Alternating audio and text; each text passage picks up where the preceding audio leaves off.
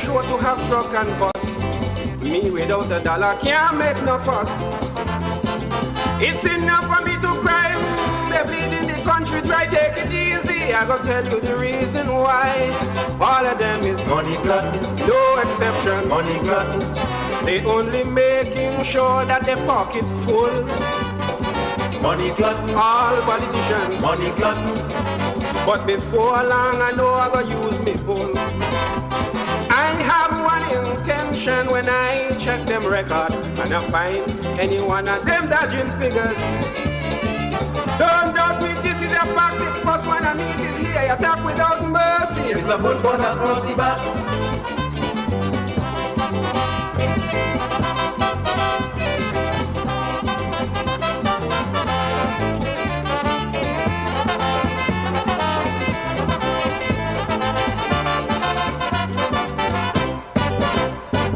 A certain man find he wants some dollars too, so he organize a union and call it new.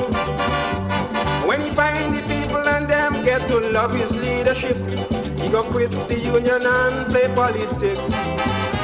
Some of them who say that they preach politics is not because they have the country at heart.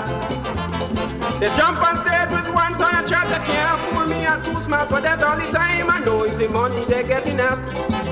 All of them is money glutton. All politicians, money glutton.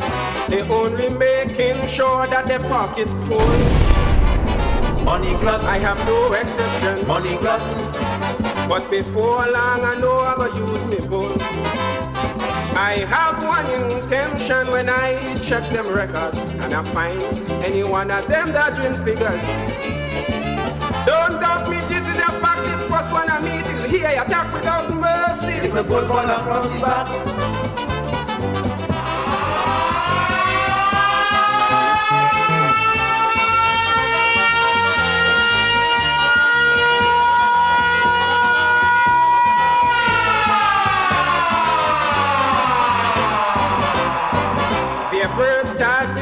As a trade unionist before he become chief minister, and when he has premier find it still exists, he gets vexed and fire George Walter. But George come back and repent later on, organize a powerful trade union. When he come the next premier, he make himself finance minister. Believe me, not one of them is better. All of them is money glutton. All politicians, money glutton. They only making sure that their pocket full. Money glutton, no exception. Money glutton. But before long I know I'm gonna use me full. I have one intention when I check them records, and I find any one of them dodging figures. Don't doubt me, this is a fact. The first one I meet is here. Attack without mercy. It's the bull born across the back. That's right.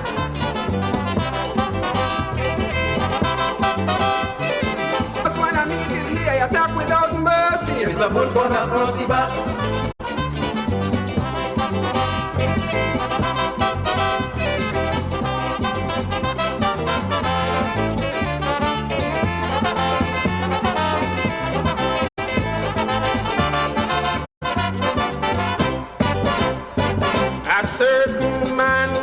He wants some dollars too, so he organize a union and call it new.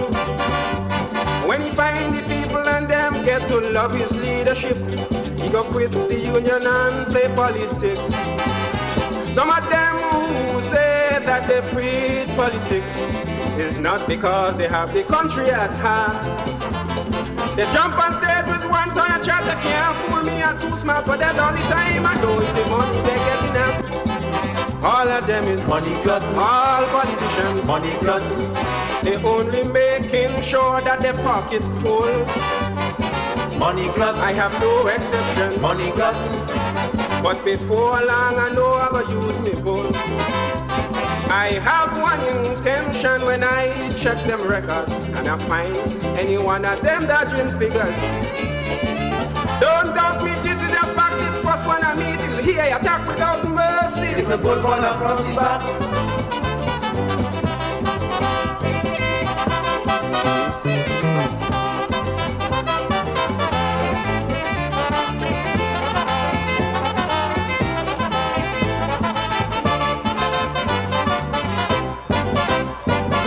first started this thing as a trade unionist before he become chief minister.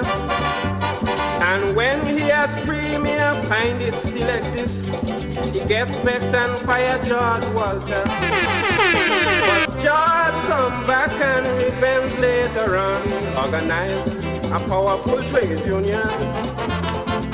When he come the next premier, he make himself finance minister. Believe me, not one of them is better. All of them is money glutton. All politicians money glutton. They only making sure that their pocket full. Money glutton. No exception. Money glutton. But before long, I know I'm gonna use me phone. I have one intention when I check them records, and I find any one of them dodging figures. Don't doubt me, this is a fact. The first one I meet is the attack without mercy. It's the bull water across the back. That's later on, organize a powerful trade union. When he come the next premier, he make himself finance minister. Believe me, not one of them is better. All of them is money glutton. All politicians money glutton. They only making sure that their pockets full. Money glutton. No exception. Money glutton. But before long, I know I'm gonna use me phone. I have one intention when I check them records, and I find any one of them dodging figures. Don't doubt me, this is a fact. The first one I meet is the attack without mercy. It's the bull water across the back. That's right.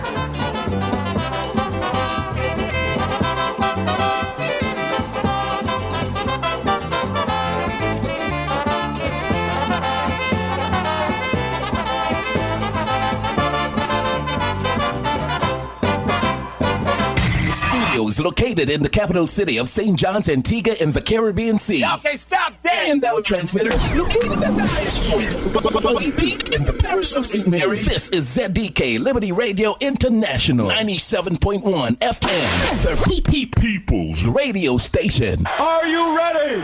Are you ready? Let's get ready to rumble! Let me ask this. If there was another regime in government, would you think they would be undergoing these stern questions as well? Yeah, man. All right. Maybe even more. All right. Maybe even more. Maybe even more. But the stakes are high. Very much. The stakes are high. I said the other day, and I'm going to say again, those persons who have their personal fantasies as to how they see the world, now use Antigua and Antigua money to carry out your fantasy. Get your money, bring them into your space, and deal with that. Try the lottery. You know what I mean? That's that.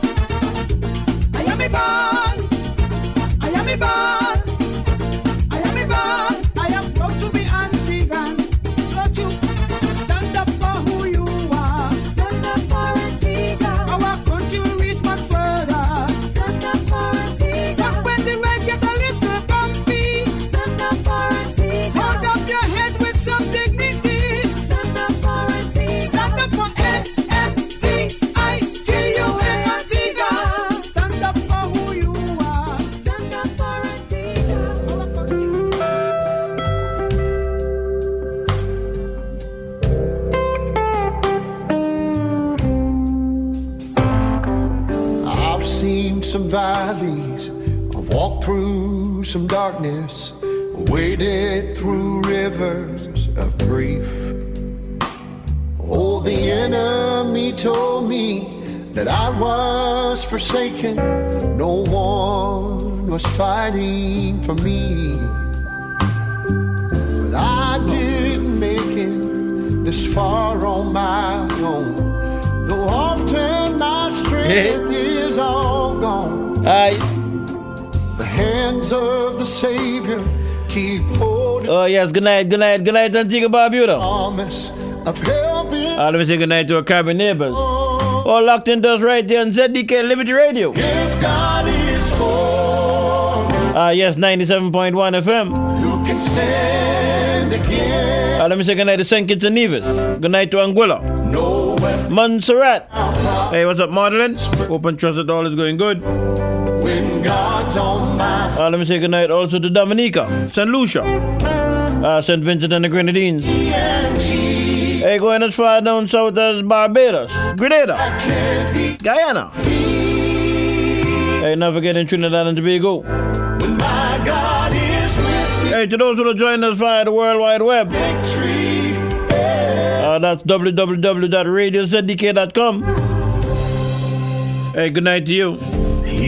Also, those who are joining us via Facebook Live on ZDK Liberty Radio 97.1. Hey, blessings, one and all. And people tell you that you'll never make it. You can't The scripture to cover tonight's program all alone. is taken from the book of Proverbs. But if it's a choice, Proverbs chapter 15 and verse 29. just remember And it reads, what he's always. the Lord is far from the wicked, Yeah, he's never, but he heareth the prayer of the righteous. he never will.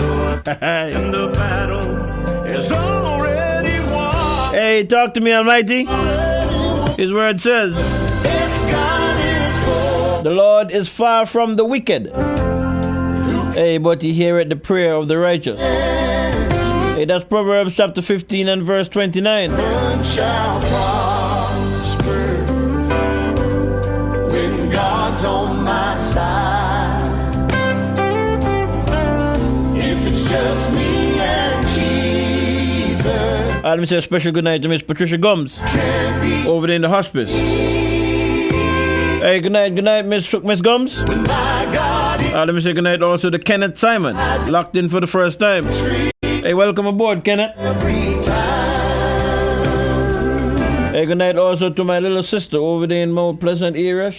My sister and her husband. Hey, that's Nicole. Rivers of grief. Hey, Chasman and Anaya. Oh, the enemy told me that Let me say good night also to my other sisters. no one Hey, good night to Bridget. from me Hey, good night to Nola. Hey, Nola, I haven't spoken to you in quite a while. making this far on my. Hey, still love you. Though often Hey, let me say good night also to my brother, is all gone. the man DJ Governor Slim. Savior That's Collie Joseph. holding me Boy, Collie boy, when things good, can't say it all, boy. up is my song. We here married again. What a thing. Hey, If God is they could have been invited me to the wedding, man. But me not dig the blues. Me get invited there from wedding. Big up yourself. and again, Hey, to my many nieces. weapon shall Hey, Joanne, Denise, Bernadette. when God's on my side. Hey, my many nephews. Hey, but special good night to Austin. Just me and Jesus. Hey, not forgetting my cousin. I can't Too numerous to mention. Hey, but special mention must be made of Annette James Brown. Over there in Fort Lauderdale, Florida. every time. Hey, good night also to cousin Halima Thomas in Orlando, Florida. Good night to you. Baby calling Hey, to my second mom you to in the United States, Sister Jean Golston. you think Hey, hope and trust that all is going good. Hey, what's up, Jomo? and people Hey, good night to you and your family. that you'll never make it. Hey, to my second mom right here. Despite all, Let me say good night. Hey, to Miss Loretta Hunt over in the Nut Grove area. it's a choice to trust And also, it down. down yonder to Cassie. Hey, how you doing, Cassie? He's always I haven't heard your voice in a while either. yeah, he's Still love you though. tell me, and he never Hey, last but certainly not least. and the battle. Hey, family friend extraordinaire, Bamsey! Hey, Mrs. Winifred Christopher, and your family down there in the Cooksville area. Hey, good night to you. Who can stand? Hey, Bamsey may come back to you just now. I'm going to get some news today. And the news hours are coming. Shall prosper when God's on my side. Hey, big of yourself, Mrs. Winifred Christopher. Hey, good night to you and your family. It's just me and Jesus. Everybody down there in the Grays Green area. I can't be defeated. Hey, good night to everybody in the east, west, hey, the north and the south. It's with me. I got the victory every time. You're listening to 99. Wow. Up to now. If we head directly hard, boy. Hey, 97.1. ZDK Radio.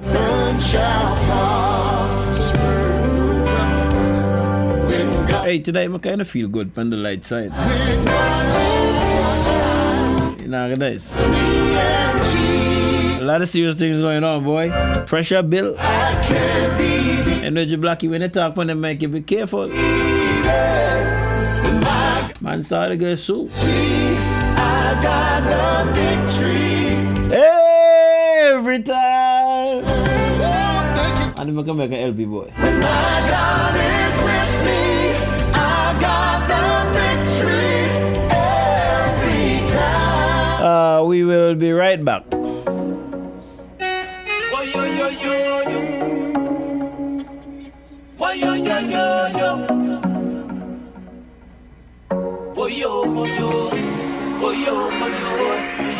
Sometimes life just bring you to your knees. And sometimes life just bring you everything you need. You have to learn how to roll with the punches. You have to learn how to stand firm in your place. You have to learn how to speak to your mountains. Tell them to move out your way. Move. Cause my blessings, you can't stop it. Hey, we just see my sister come on line, Nola. 1, 2, you can't. Hey, what's up, Nola? My foundation firm and you can't rock it. No, no, you can't rock it. Hey, anyway. And that's why I go say, I'm a CCB, so I can't say nothing bad about you. You just treat me as I like, but me not dig the blues. Bring me down somehow, they're not able. You don't know me still love you. Had to beg food always. Hey, not nobody tell I love you like how me love you. Hey. Sometimes life just put all kind of. You know the conversation now that happens up with the church and so. Is that just to see what you read? Nobody tell I love you like me, man. And some. Hey, big up yourself, Nola. Well, let's talk to Bernadette. To build you back stronger, but you have to learn how to roll with the punches. What the time? I'll sure she gonna sleep already, huh? In your place. You have to learn how to speak to your mountains. Hey, Denise. To move out your way. Move. Cause my blessings, you can't stop it. And you can try all you want to, you can't block it. My foundation firm and you can't rock it. No, no, you can't rock it. You can't stop it. And that's why I go stay grateful. Cause Jaja, he good to me, he keep blessing me cause he faithful. Although they try to bring me down, somehow they're not able. Look how I never had to be. Hey, but just check see if you did Denise. Big up yourself. So what? Carnival around the corner don't never come down outdoor thing. You know now get together the old lady them never like that. When they say rude like our over there. Hey. Yeah, carnival around the corner. Do it, do. Let me know what's going on. You know me now left and take the carnival done. And me done with the call. You can try all you want to, you can't block it. My foundation firm and you can't rock it. No, no, you can't rock it. You can't stop it. That's why I go stay grateful. Cause Jaja, he good to me, he keep blessing me cause he faithful.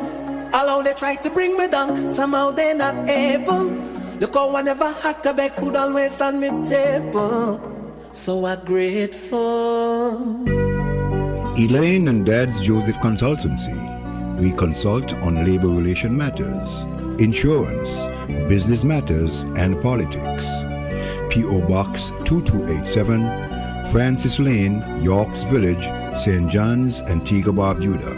Our email address, it's elaineanddadsjoseph@gmail.com. Telephone numbers 776-0200 or 464-4201. Contact us. We are here for you. What should you do if you believe you may have COVID-19? Stay away from other people to avoid spreading the virus and contact your doctor, especially if you have a high-risk underlying health condition. You can also call the COVID hotline at 46-COVID. That's 462-6843 for guidance. If they determine you need to be tested, they will coordinate with the appropriate public health officials to determine next steps.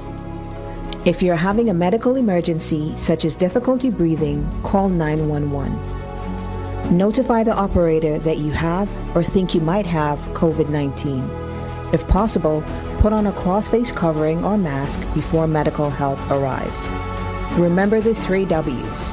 Wash your hands, wear your mask, watch your distance. This message was brought to you by your community hospital, Mount St. John's Medical Center.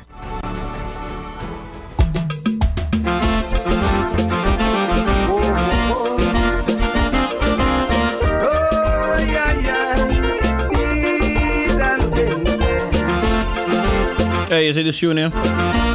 Hey, the other day, me lie down, you know. And he came to me. Well, I see Denny's on the live. Nola is here too. And I believe Joanna listen. And I believe Nicola listen.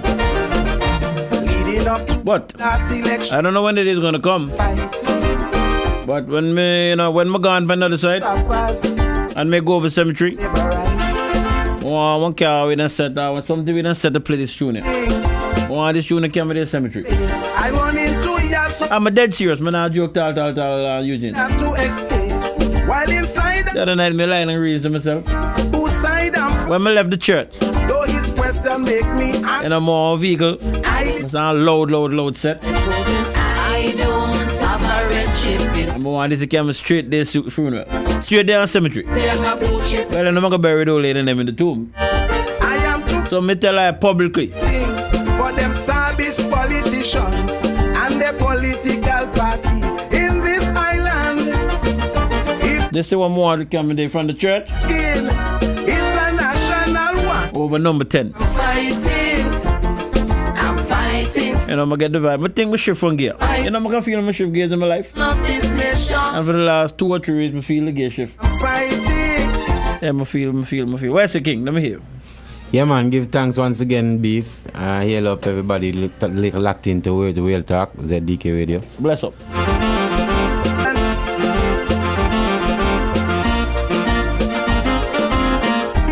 Yes, let me just welcome everybody back. The time in studio, 23 minutes after the 8 p.m. hour. Leading up to the last election, I will miss a fight. Dave Beef, Josephine and company. Hey, how was your day today? And scores of liberals. I hope and trust that all is going good with you. How was your day? How was your weekend going thus far? All over the place. Hey, I pray that all is good. Yeah, so Bill. Hey, for those persons who are not feeling all is good, say a prayer. While inside prayer works all the time. Each and every time. Believe that. Though his question make me angry. Hey, let me say good night to my good buddy. Hey, the man Stonewall Jackson. Hey, the sheriff. Hey, what's up, Placey? Alright, thanks, right. Joanne know that. Denny's know that. I'm going to tell Nicole that too. Yeah, that one more came over number 10. In this island. Think they with me then. No. If there's a chip on them. Yeah, I feel that. Anyway, okay, so everybody know that. No. So I'm fighting. What's up, Miss Nalda Jarvis? Hey, good night to you. Hey, let me say good night to your brother also. Oh, yes, I hope and trust that all is going good. I say I'm fighting. Hey, to everyone who's locked in. Hey, good night.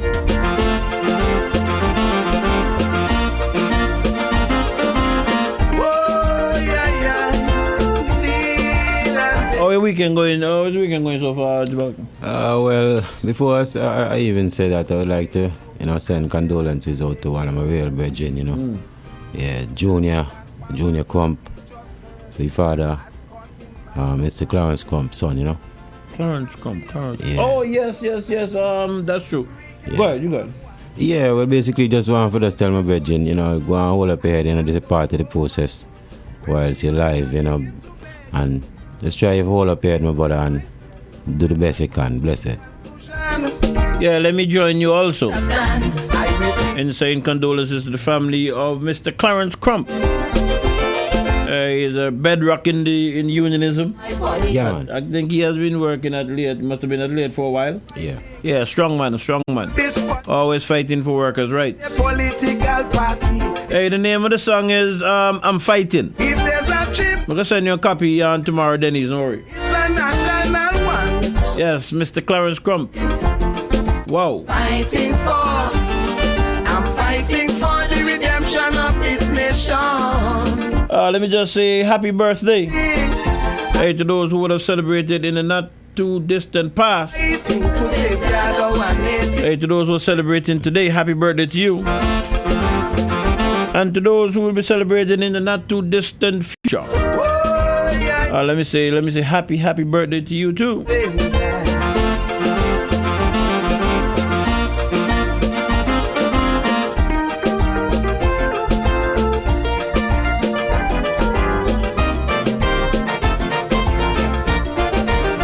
While speaking, the political fracas intensified. And in the end, an innocent child was hospitalized. When politicians grant you favor here in this country, they want to control you forever. You are their property. And when they plan their chipping you, your mind becomes narrow. So whatever you say or do is for them to prosper. I tell them I don't have a red chip in me. Yes, as I was saying, advanced birthday greetings going out to those who are celebrating in the not too distant future. And talking about that, and the political party in this. Let me say advanced birthday greetings. Hey, to the one and only Bamsey. It has Mrs. Winifred Christopher. Should be celebrating next week, Monday or Tuesday, I understand. I'm fighting for the redemption of. Hey, Winnie. You have greetings coming to you from your daughter, Samara Christopher, and from the entire family circle. Also from me, hey, my sister, the whole crew. Wishing you all the best in the birthday when it comes around. And Samara requested this particular tune for you. Hey, so before I get into the run of the things, you know, this is a must play. Big up yourself, Bamsey. Advanced birthday greetings when it comes around.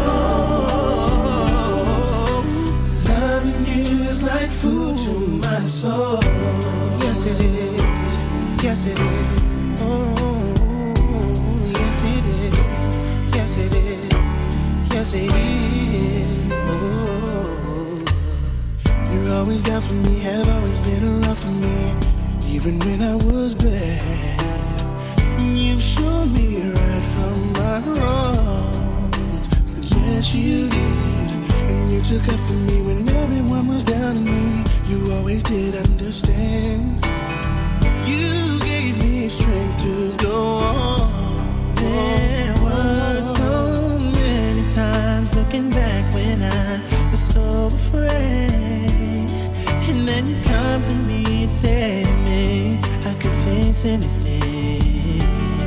and no one else can do what you've done for me. You'll always be, you will always be the girl in my life.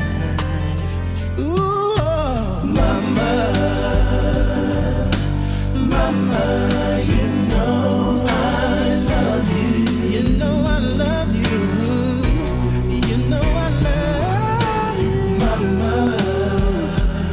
Ooh, mama, you're the queen of my heart. Your love is like tears from the start. Mama, I just want you to know. I just want you to know. Loving you is like food to my soul. Never gonna go a day without you. Fills me up just thinking about you. I'll never go a day without my mama. You know, mama, you know I love you.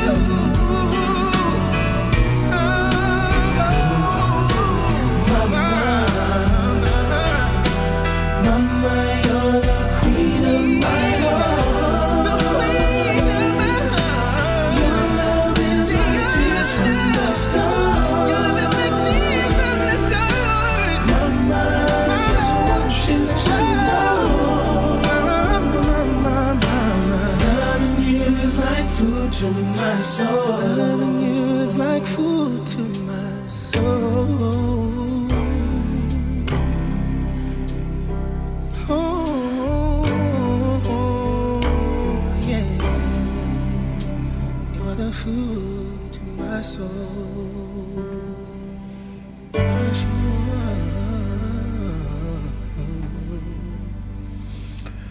Yes, Boys to Men, a song for Mama. Going out there to you, Mrs. Winifred Christopher, coming from your daughter, Samara Christopher, and from the entire family circle, wishing you all the best on your birthday when it comes around. Yeah, kind of get me in a little mood there, but such is life. There's a favorite one that I have, but that's about 6 minutes long. I can't play that tonight, but I always love that tune from I think what's his name, Young Destroyer. Oh, Song Mama. one, Young. I think Queen of My Heart. That might be the name of it. Very, very, very nice tune. That's a classic there, I believe. You know. Yeah. So what's up, Jablaki? How are we gonna go tonight? Tonight, boy, I'm in the mood for a late night, but it look like say you run like that. Right. You know what I mean? You was asking me before how my weekend went. I Yes, just how was took your it, weekend? Took it simple and easy, because I'm still in code red, so to speak. With the same stuff? I'm still in code red. With the same stuff? Yeah, man. Oh, don't worry, head, man. Yeah, hold on, if things too long. That's not work with yourself down the road, man. Yeah, so, but definitely everything went fairly cool. And tonight was really being expected. Okay. Let me just say good night also to my neighbor, Stuart. Stuart and his family, Stuart, Sean, Shelley. They laid their father to rest. Yesterday, Saturday, right? Yes, yesterday. Gentleman who used to work at APA. Mm-hmm. Yeah, I'm gonna big up my partner, Stuart. Sorry about that. Yeah, Stuart, that's a road that I would have walked, so I know it is. I know how you're feeling. But the most you can do, you and your brothers, is to make sure that you all live good to the legacy that father have left, When I'm in the church, when I left yesterday, it was buried down at, what do you call it? No, the Green Bay Moravian Church. My sister was sitting by the grave. Hey, you have to go over there, I can't have you. The light is right there, so you get dark. Come on, go over. Sometimes that's the way how it hits, Yeah. So this morning, he touched me to tell me, boy, before I advise you, come home, Yeah, say, man. I'm glad for that. You get Yeah, the man. rest, So big up yourself, Stuart. Big up yourself. Hope and trust that, all is good, and any assistance that I could give you all, I'm just, it's just a fence line between us. So be sure to let me know, and once I can, I certainly will bring that assistance to you all. But he had a good life, I believe, from all that I know. Just be proud of him and live to the legacy. That's all I can do. Yes, King. Well, you know how it is normally. Start off with anything that might have jumped at you from the post cabinet briefing. Yeah. So let me just give you the opportunity to go first. Yeah, well, there was a number of interesting topics that made the cabinet notes this week. As a matter of fact, the Alpha Nero. I guess we're going to be hearing a date named. Yes, I'm going to touch it. Go. Yeah, I guess we're going to hear a date being named sooner or later for the action. From what I heard, it has been gazetted. I think they say it must be in circulation in the newspapers for 10 days. Yeah. And then after that. So the 10 days counting from when? I would want to assume from when it was gazetted. Okay. Right? So that's a developing story that we'll hear more about. But I'm going to touch on that too. Okay. And Liat also made the cabinet notes. Very interesting. Yes. I'll leave that for you to expound upon. Just remind me about that. And I myself didn't. I checked it. I heard it, but I didn't really have it on that level. But now I'm saying that before. Stick opinion. Make sure you know. Let me ask you a question. Go ahead. The other shareholder companies basically took a position that they weren't going no further with Liat. Yeah. And at one point in time, they were supposed to turn over their shares to Antigua. Do you know whether they ever did that or not? I never heard anything differently. I thought that there was an agreement that they were supposed to be doing that, but it just went on. Because that I need, if somebody can let me know if it was done. I know that there was talk of it. Yes. But I want to know whether or not it was done officially, because that makes a difference to the outcome. Yeah. Right? It makes a difference to the outcome, as I understand it. But there, what I'm realizing or what I'm seeing is that, how do I put that into words now? There seems to be a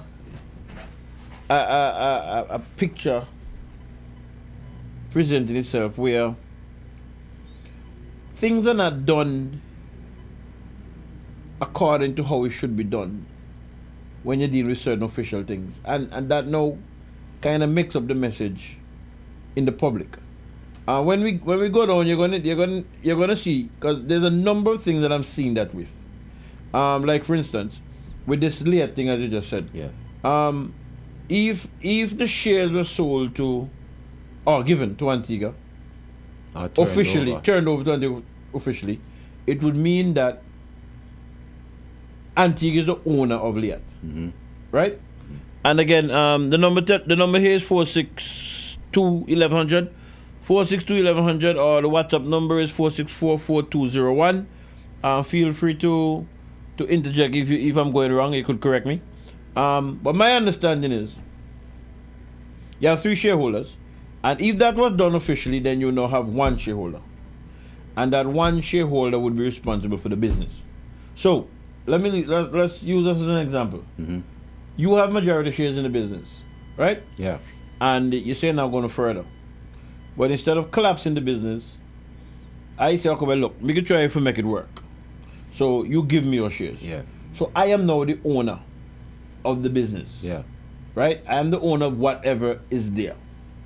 If that's the case, my understanding would be that if the business then go belly up, it is dealt with according to the law by that 1 shareholder.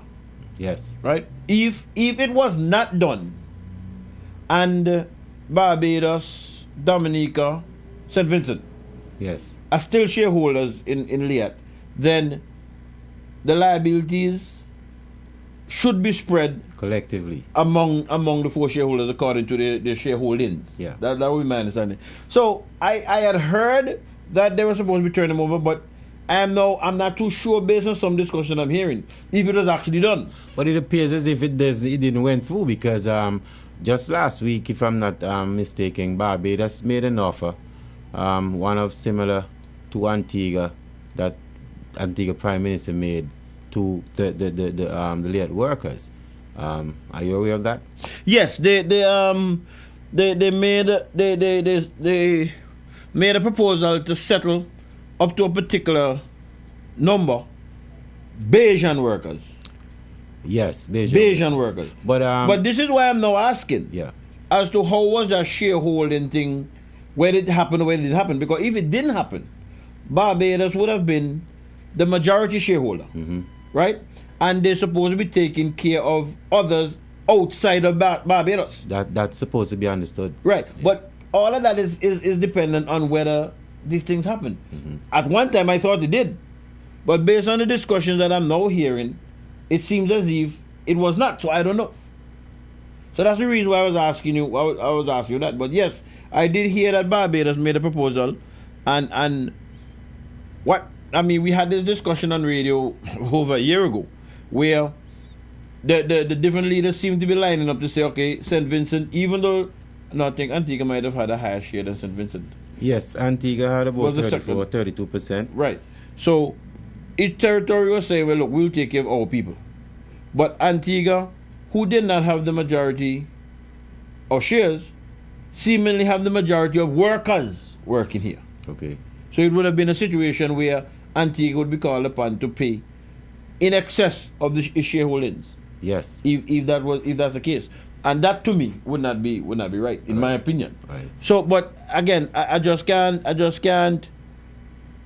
Well, someone would have to clarify for me if that eventually happened, because my position is not going to go according to how that is. Yes. If it turned over to Antigua, so Antigua is the sole shareholder. Yes. Then Antigua would be responsible for everything. All liabilities. If that's not the case, then it should be shared. So, I mean, again, as I said, I was of one mind until I heard some discussions in recent days. But also, Beef, what's interesting is that Barbados is saying that they're willing to pay the workers that are in Barbados. So the question is, are only Barbadians living in Barbados working for the LIAT, and other countries have workers there that's living in Barbados? Well, identifying who's Bajan should be easy, based on the documentation. But Barbados is just saying, hey, I pay Bajans, that's all. So if Antiguans are living in Barbados that are working, maybe they wouldn't be paid. They won't be eligible. That's just the government position. Oh. But that's not how I understood it. I understood it to be like, if you're Antiguan, or even if you're St. Vincent national and you're living in Barbados and you're working for LIAT, the government is going to cover you. Same thing as the Prime Minister for Antigua had announced, that if Barbados have workers that are living here, that they will be eligible for the monies as well. Our government took that position? Yes, that's what I heard. Okay, I wasn't aware of that. Yes. I wasn't aware of that at all. It's because they're saying that they're Bajans that are living here that's working for LIAT and other nationals that as well. Look, you see, life is an easy thing, the king. I say that all the time to the people close to me. Life is an easy thing, but it gets hard when I want to do the right thing. Right? It gets hard when I want to do the right thing. LIAT went into problems from COVID. These countries say that they're not going on no further with it. Antigua say, we're going to seek to save it because of blah blah blah. They gave themselves the option. They had gone to court and kind of laws and stuff in terms of the chapter to give the entity a chance to recover recover itself. Yes. And then ultimately, they had put a 50% proposal on the board, right? Which I'm not aware that the majority of workers have accepted it, and now the position have changed. That, well, look, you have to talk to, instead of having bilateral discussions, you have the discussion with all the shareholders. Yes. And this is why I was saying, I thought, from what I would have heard, that the shares were turned over to Antigua, because if the shares are turned over to Antigua, there's no reason to be talking to Barbados. Barbados no longer have an interest in LIAT. Yeah, but it seems as if these topics just these brainiacs. Because remember, them they're the people who qualified and go to college, Yeah. And some that's confusing. Then there's a confusion some. Yeah, because it's a simple thing. If the shareholding remain the same, then all the entities must come together to how they're going to deal with it.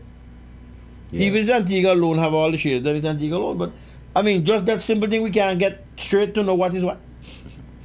Anyway, continue. Yes, yes, and a memorandum of understanding was signed by the Prime Minister with member from Malta, based on the Memorandum of Adams. understanding. Yeah. For what? What kind of project that is? It's basically with the German vessel, the Adams. The German vessel. The Adams. Oh. The Marine Services. Marine, yeah. Yes. What is that? What is it supposed to do? What the project is all about, Because the only thing that jumped at me from the press briefing was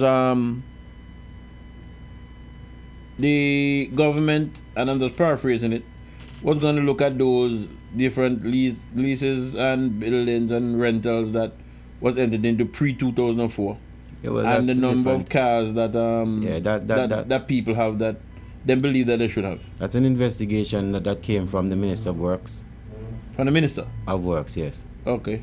And but this well, MOU but not that, two people. Sorry, you go. With this MOU. MOU that I was telling you about, it's just basically to strengthen Antigua and Barbuda flagship in business. That's what they're saying. Oh. Yeah. Okay. Yeah, but what you raised there with the rental of the buildings and the owner of the vehicles by the government that they're recalling, yes, that was my next topic I was about to touch. What do you say about that? Me? How often have we heard about these Where is it? Why these am I- misuse of stuff? And Well, we have. I think didn't they have an exercise like that some time ago? that's what I'm saying. Just the other day, it was a big thing where people were saying that individuals were even showing up at their homes trying to retrieve these vehicles. When I heard it, my mind ran on this. Where is it? But Franklin, there was also a government vehicle that was parked there while the LP was campaigning, and it looks like you were standing to the left side of it. You're campaigning using government vehicle? We're not the party one. You're not answer the question yet. He's down, he's not the party I walk to, and me in the area in the government vehicle. In a red so shirt. So we join in the government vehicle. In a red shirt. When the party won in 2014. You see, this is wrong. What is wrong with Antigua and Barbuda? It would be wrong for the blue to do it as well, Franklin. Yeah, that is the first thing I run in my mind. Okay, well. When I heard it, so I don't know if it's things like that. The minister is talking about. Because some people, I know for sure that some people had their vehicle, and then they left their vehicle home and again a truck for drive when certain departments couldn't have a transport for going to fix certain things. Well, perhaps that's So a part of kind it. of thing there. Perhaps that's a part of the investigation. Okay. Yeah. Well, maybe they might tell us how much they come down to, and the building's part of it. How much people may have a long lease, and if the lease was extended on the Labour Party. And if it was, you then get extended again, and then you get rid of it. Interesting. So all that would be interesting. Hopefully. I will. You watch it. Me tell you about that after, man. I'm going to tell you about that. I watch it. Go ahead. Anything else? Yeah, man. Yes, the cabinet also showed that, they activated the waiver of work permits for the CARICOM nationals of the Dominican Republic. The date effective would be the 1st of May 2023. Yeah. And I think I heard someplace, I'm not sure on which station, but I think I heard the significance of the 1st of May. I think the 1st of May might be Labor Day. I'm not sure if it, yeah, so I think that's why they have it. On that date? Yeah, on the 1st. That's what I heard. I think they might be going to Parliament to amend certain laws and so. To afford them to do that. So that's what I would have heard. I haven't heard nothing else further. Yes, but basically, and the APOA would have made the cabinet notes again. What did they say wouldn't they say? Well, with what again? Yeah, it's just basically saying the rough seas, turbidity, it's causing the. Remember telling you for the whole. You know where you get all this out of it from. But Julie, what's so easy that me people mentions up. That's that. But when I listen to the actual press briefing, because what we're looking at is what we've been printing in the online paper. Yeah. But when I listen to the actual press briefing, I found some things that came out to be quite interesting. And let me just again, I believe I said it when we were here last week. Let me again say congratulations to Nikki Phoenix. on the questions that she has been put into the whether it's Mr. Panel. Nicholas or Mr. Hurst. I think Mr. Hurst might have done it for the last 2 weeks. Yeah. Because for whatever the reason, Mr. Nicholas is not around. I think he went away on something, and the one before that was Parliament. I think she's doing a very good job. I'm impressed with her focus. It's clear that I see her focus. It seems to me as if persons, as far as I'm concerned, are not as focused. At least I don't get that impression. As she is. That is Nikki Phoenix is. There was a march, I believe, Friday or Thursday, some one Yes, of days. Thursday. Put on, and it was put on officially by the opposition party. Officially by the opposition. Right. Where you could have come and expressed your different things, and they had a rally at the end of it. I really didn't listen to the rally. I watched a part of it on, somebody was going live with it on Facebook. No, I wasn't following it. I was busy. I saw parts of it, but I didn't really follow. I think they had a rally or a meeting at the end of it, but I didn't really follow that too good, too focused on it, you know. Yeah. But to me, the opposition party, to me, is not proactive enough on this matter. And Which matter are you talking about? I'm speaking about the African situation. Okay. And but that also was in the cabinet notes. well, I'm going to come to it from here, from what they said here, from the actual word, with the question that she would have put to Mr. Hurst. I find that the opposition, to me, is not as focused as needs be. Yes, I know you're going to hear everybody say, "Oh, opposition can't do everything," blah blah blah blah blah. But marching and them kind of stuff is not the issue, as far as I'm concerned. Persons would have expressed the need to get some answers as to exactly what would have happened, and the government is just going along its merry way. We see them working. Yeah. I have asked some questions in relation to that, and from the persons who I've spoken to, what we've been told and what is happening in reality is not one and the same. Two different things. I can say that for a fact. Yeah. Based on who I would have, persons that I would have spoken to, because I try to confirm things before I speak about it. Yeah. You know, and if the UPP was in government and the situation took place, right? I can bet, I believe, my last dollar, that the Labour Party would have already been in court. Yeah, man. Yeah. More proactive, you know. The Labour Party would have already been in court. Even if it is to make sure that what needs to be done according to the law is being done. Yes. The Labour Party would have already been in court. Yes. And I don't know if the UPP is waiting on me and you for go carry them out to the court. No, but it seems as if the government is inviting an international body here. No, that's a different issue. To say who is going to stay and who is going to leave. That's a different issue. The inquiry that I believe they should have is not about that. But what I'm the inquiry should be about how the whole thing developed. But this is what I'm trying to say. Because what needs to happen now, as I said before and I'll say it again, I would not agree, and I don't believe that a reasonable person would agree, that people should be sent back to a situation where they'll be killed. So that's another issue. That's an issue to deal with, right? We would have said that already. Right. I think that how we got to where we got to needs to be flushed out.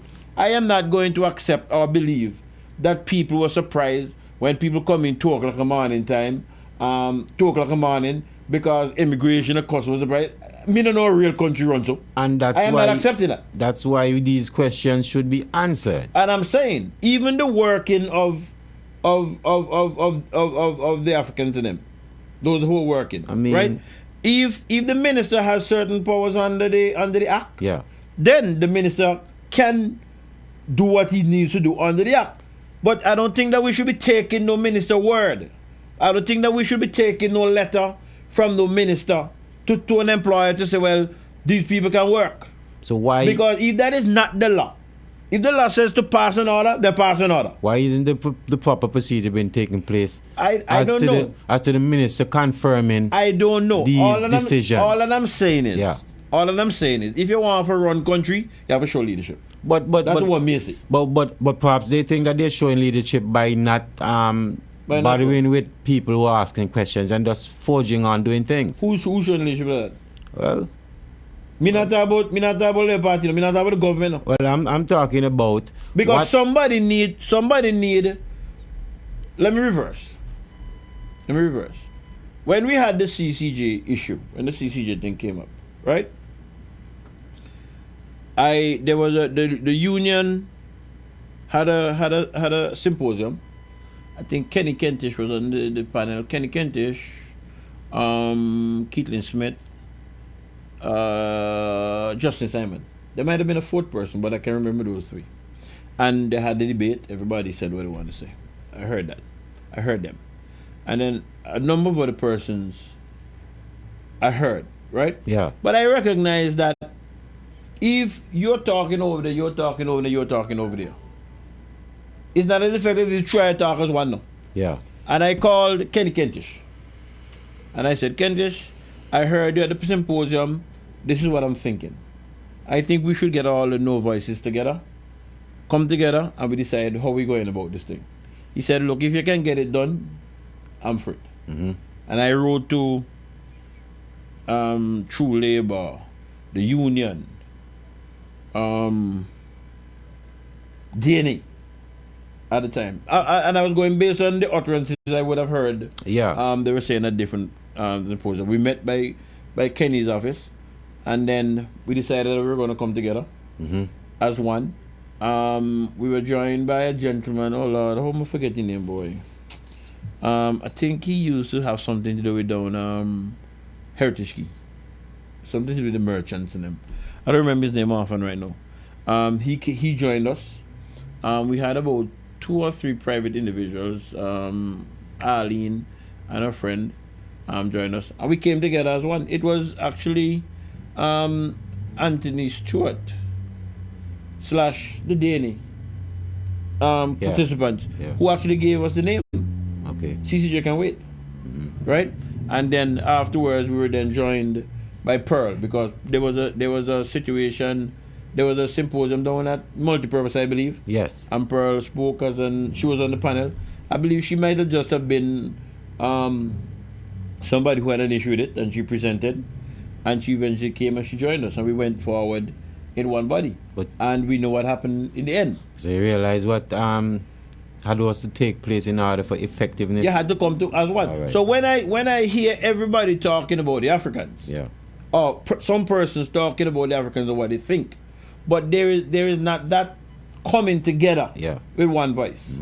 And I think that is where the opposition comes in to provide that leadership. I think so. Agreed. And I'm saying I think I can put my thumb under the knife that if Labour Party was in opposition, they would have been in court already.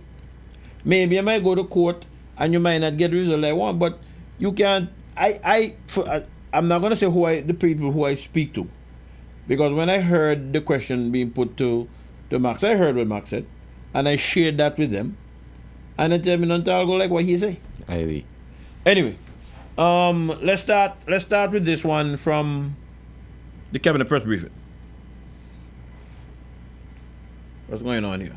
We note that the notice has attached a company called the Flying Dutchman Overseas Limited, which is operating in the British Virgin Islands, and a company called Opus Private Limited, which is from the Channel Islands. Can you just give us information about why those 2 companies were attached to the notice of sale, and have you heard anything from the ultimate owner, Mr. Guriev, apologies if I mispronounce his name, from him in particular to this sale? Nothing from Guriev, and the reason why these 2 companies are named is because they are listed on the registration of the vessel, which entered into Antigua and Barbuda's waters voluntarily. They're listed as the companies that actually own the vessel, so they had to be listed. It's proper so to do, in order for notice to be complete and to be accurate.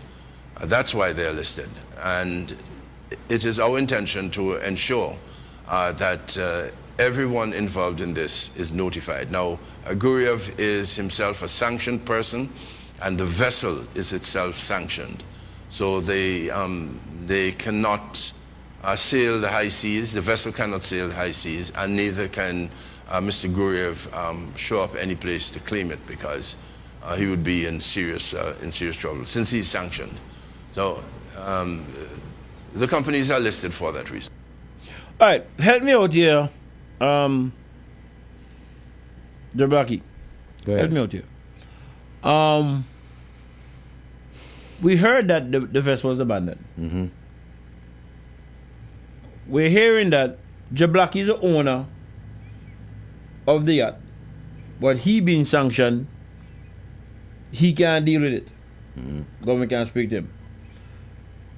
These two companies are attached to the sale notice because the yacht is registered to them. Yeah. How is the yacht abandoned? Beats me, but perhaps there's more than we are being told. You see what I said earlier? Yeah. You see what I said earlier? See the point I'm making earlier? Yeah, man. And the Prime Minister did last week the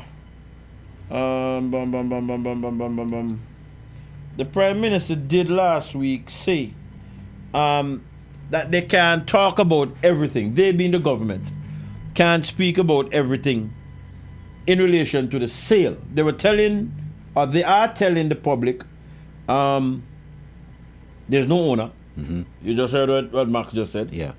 But there's no owner. Mm-hmm. And the boat being where it is, something can happen to it. It would cause environmental damage. But then the Prime Minister said that there's some other thing they can't talk to. And that jumped at me when I heard it. What else is there they can't talk to? I'm wondering just as well. PM, you have anything else that you would like to ask Tony or say to Tony? Well, other than to thank him for his advice, we spoke minutes before I entered the parliamentary chambers to make sure that we have the language correct. And I know you raised a particular issue with me, Tony, about detention, but that was not the case, so I would have cleared that as well. Yes. And I'll also adhere to, I don't want to get into any details, but there's some other issues that would have required urgency on the part of the state, other than what we have mentioned here. Mm-hmm. So I guess that's internal secret. Just keep that in mind, because as we go down the line, we're going to touch on what took place in Parliament when the Senate met. Right? So just keep that in mind for when we get to that. Don't file it away as yet. Here we go. Back to the cabinet press briefing. From last week's cabinet press briefing, I was asking the question regarding the legal framework that allows our African brothers and sisters to be able to work legally in Antigua and Barbuda. You promised that there's a legal document and you'll get that information to me, but I haven't heard from you, and I know you're usually dutifully on the job. I'm not so sure that any change had to be made to any of our regulations. In other words, once we describe them, once the Attorney General described them as being resident in Antigua and Barbuda, and most of them have gone to the Immigration Department to lengthen their stay in Antigua and Barbuda. Same treatment accorded our brothers from the Caribbean. Then they can seek work, and they pay for work permits. My understanding is that the work permits are very expensive. So, Mr. Hurst, I'll send you whatever you need. I understand that, but not to brush it off, but to have a clear understanding of what you're saying. We have our African brothers and sisters who some are claiming refugee status in Antigua. No one has claimed refugee status, ma'am. Pardon? No one has claimed refugee status. Okay, well, let me rephrase. There's a conversation where some are saying that they would be killed if they return to the Cameroon. And therefore, the government, yourself as the chief of staff, have stated to the media that it is vital for you to have an investigation, and if they do not want to return, you're not going to have them return. Now we have the UNHCR and IOM getting involved. Now the question is, if these individuals came to Antigua and Barbuda as tourists, they must have received that visa as a tourist. How is it possible for these individuals now, who still need to be verified to some extent, be able to receive work permits or resident status in Antigua, and they came to the country in December? Well, I recall the chief immigration officer once telling me that Antigua is the only place where nationals of other countries have come, gotten extension after extension after extension, and in 7 years applied for citizenship and are granted citizenship. And so it is evident that we are very liberal in Antigua and Barbuda, especially so with our CARICOM brethren, and now so with a few hundred West African nationals who are seeking shelter. So it is the same system that our CARICOM brethren have utilized. This is a very unique situation, sir. So it cannot be the same system. And we're having individuals who their initial point of stay was not Antigua. Some of them were transiting to another country like the U.S., Suriname, etc. So these are not individuals who took it upon themselves to come to Antigua, to settle in Antigua, and are following the laws according to the immigration. So I'm asking for an honest and respectable answer. I'm to so the sorry. media. You don't think my answer is honest? So how are these individuals able to work coming into Antigua and Barbuda on a tourist visa that they received as a visa upon arrival, sir? I don't think you are the law. I believe the law is written in the books, and it gives the Attorney General or the Minister of Labor certain authority to act. And in this particular case, he has acted. And we do it for our CARICOM nationals all the time. CARICOM nationals arrive in Antigua and Barbuda as visitors, and they stay long enough to become citizens of Antigua and Barbuda. Pay the continuous extensions, I told you that. They pay the continuous extensions for 7 years, and at the end of the 7-year period, they have been in good immigration standing, and as a consequence, we issue citizenship to them. We're being as kind as we could possibly be, not just to the CARICOM nationals, but we're extending it now to a few hundred West African brethren. I acknowledge that, sir, and we want to congratulate the government on that. But we're asking about that document, that statement or that decision that was made for this unique situation. The media would like to see something on that. That's the initial question, sir. So I'll wait some update on that so we can move forward. Any comments? Of course. The lady, as you say, she's very stern, and she's very, very punctual with the questions, steadfast, and remained on the topic. And Mr. Hurst just haven't answered the question, and that's what everybody is saying. If the minister can act according to the law, and I'm not doubting that, how has he acted? By letting us see for ourselves that they are working and they are indeed going to stay here. That's the only way we have seen it, because by legislation, by writing, nothing, we haven't seen or heard anything. Well, I'll just say for the benefit of what I know. You know what? Let me not say what I know. Let me let the investigative reporters continue to dig. But from what I heard and what I know is two different things, especially in relation to the work permit part. That's the most I'll say with that. Moving on. With regards to the Alpha Nero, our newsroom reached out to you and mentioned that there was an email that was sent with an individual who is claiming ownership of the Alpha Nero. I want to quote, our newsroom reached out to you for a response on this, and you quoted by saying, "We are running checks and following due diligence," end quote. Can you provide us a list of your findings with regards to that thus far? No, nothing yet. But we do know that it seems to have come initially from someone right here in Antigua and Barbuda. So it's a fake. That's the initial finding. We are continuing, and if we find anything else to indicate that it is real, we will share that with the media as well. Let me prove that.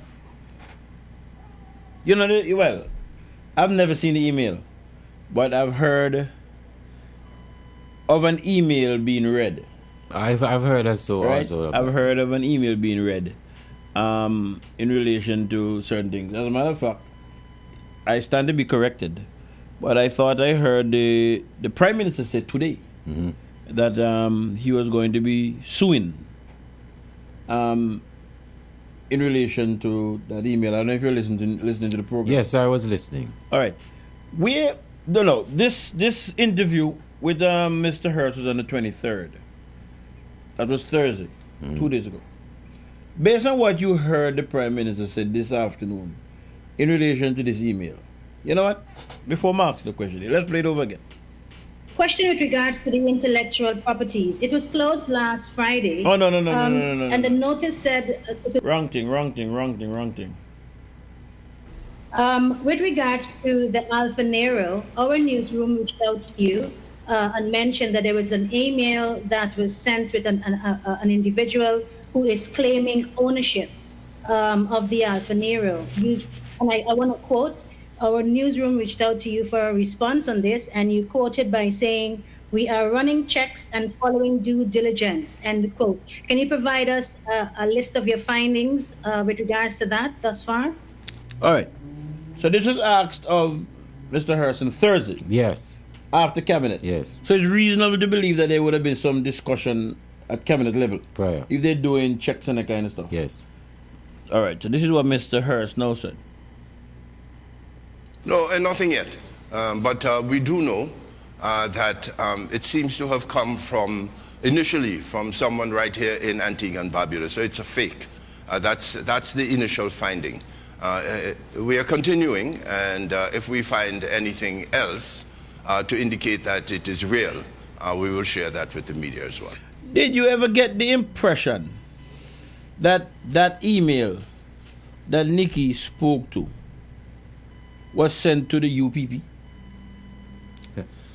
No. You never got? No. So what did you hear this afternoon? I heard in pertaining to the email, the same email. I didn't hear anything pertaining to that email. Okay. You didn't listen to all the program. Maybe No. you missed out the part there. No. I don't have the recording as yet. Well, I shouldn't say I don't have the recording. I have the recording. I haven't isolated this yet. I'm going to isolate it. But I thought I heard this afternoon that the email went to the UPP. No, I didn't hear that part. I thought I heard that. Okay. That the email went to the UPP and that the government was aware of who the owner of the yacht is. That person is a sanctioned person. So they knew that the email was a fraud, was a fake. That's what I heard. Okay. We had a little disadvantage because I don't have the recording to play at this point in time. Hopefully you can. I have the recording. I know that for a fact. I have the recording. Just that I haven't isolated it. I didn't have the time before I had to. What I understood. But I never knew that. I was never of the opinion that whatever the man name, just a Russian name, I was never of the opinion that he wrote to the UPP, as I thought I heard. He wrote to the government. That's what I thought. That's what I thought I heard. Yeah. But today I heard he wrote to the UPP.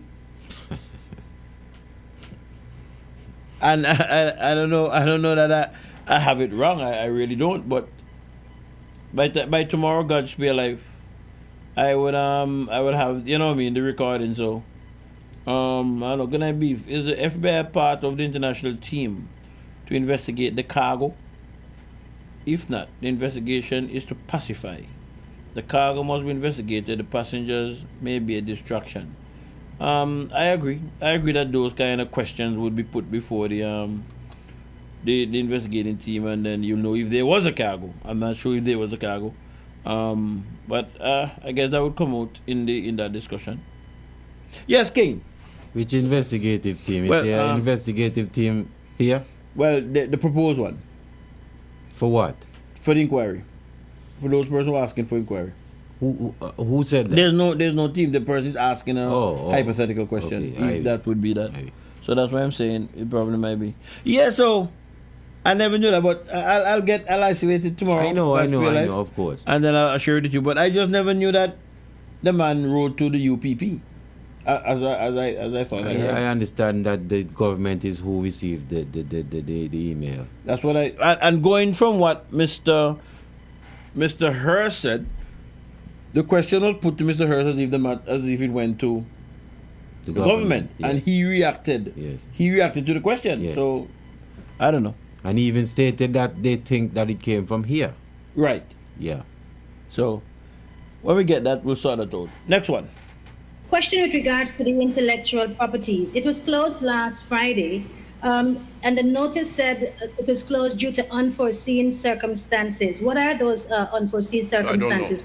I do not know, ma'am. But you understand the importance of the intellectual properties and registering of businesses and doing business in Antigua. But of course. So that's why the media is curious on what was that. Would you be able to find out as the chief of staff and follow up with the media? I'll be able to find out not just as chief of staff, but as a citizen of Antigua and Barbuda. I'll call the person who runs the office and find out why it is that they're closed. But that was not brought to Cabinet's attention yesterday. Were you aware that the intellectual property office is closed? No, it's the first time I'm hearing about that. I heard about the DCA. DCA? Mm-hmm.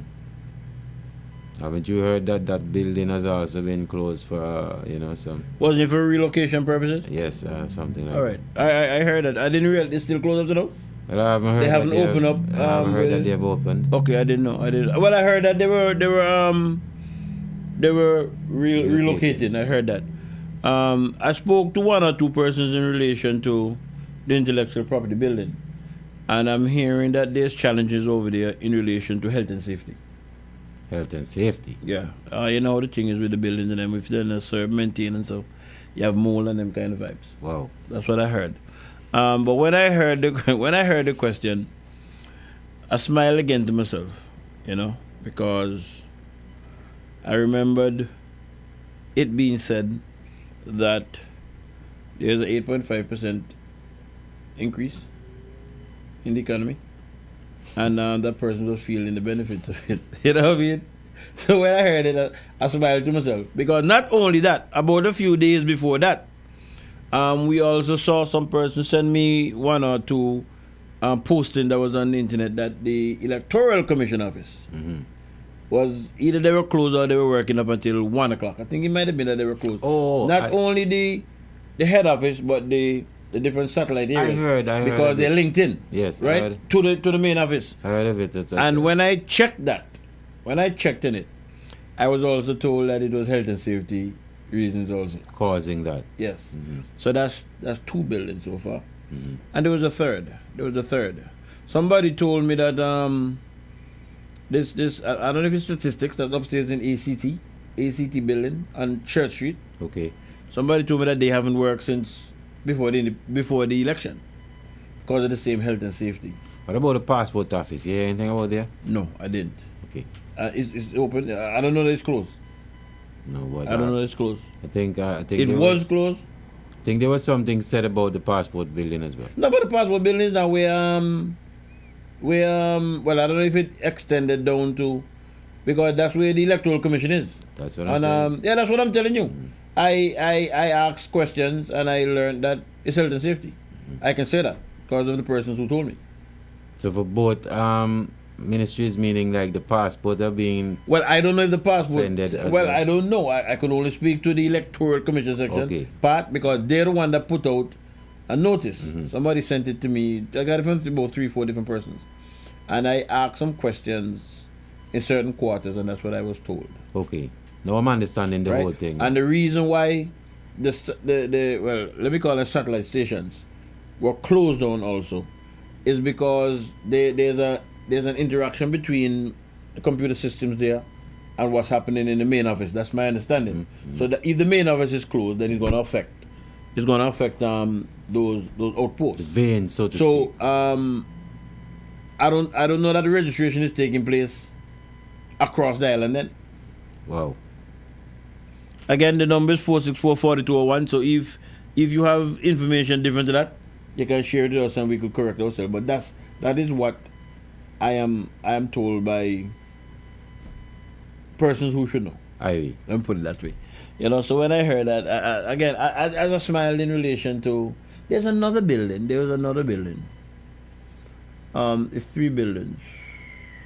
It was Intellectual Property Rights, Electoral Commission. There's a third building. There's a third building that came to my mind. But anyway, it'll come back to me just now. But all I'm saying is, I don't know who's responsible for the maintenance of these buildings. I'm not sure if it is the landlord, and the landlord is not being paid. As to why that is, as a matter of fact, in relation to the intellectual property building, the person who spoke to called a particular name. I wouldn't call a name.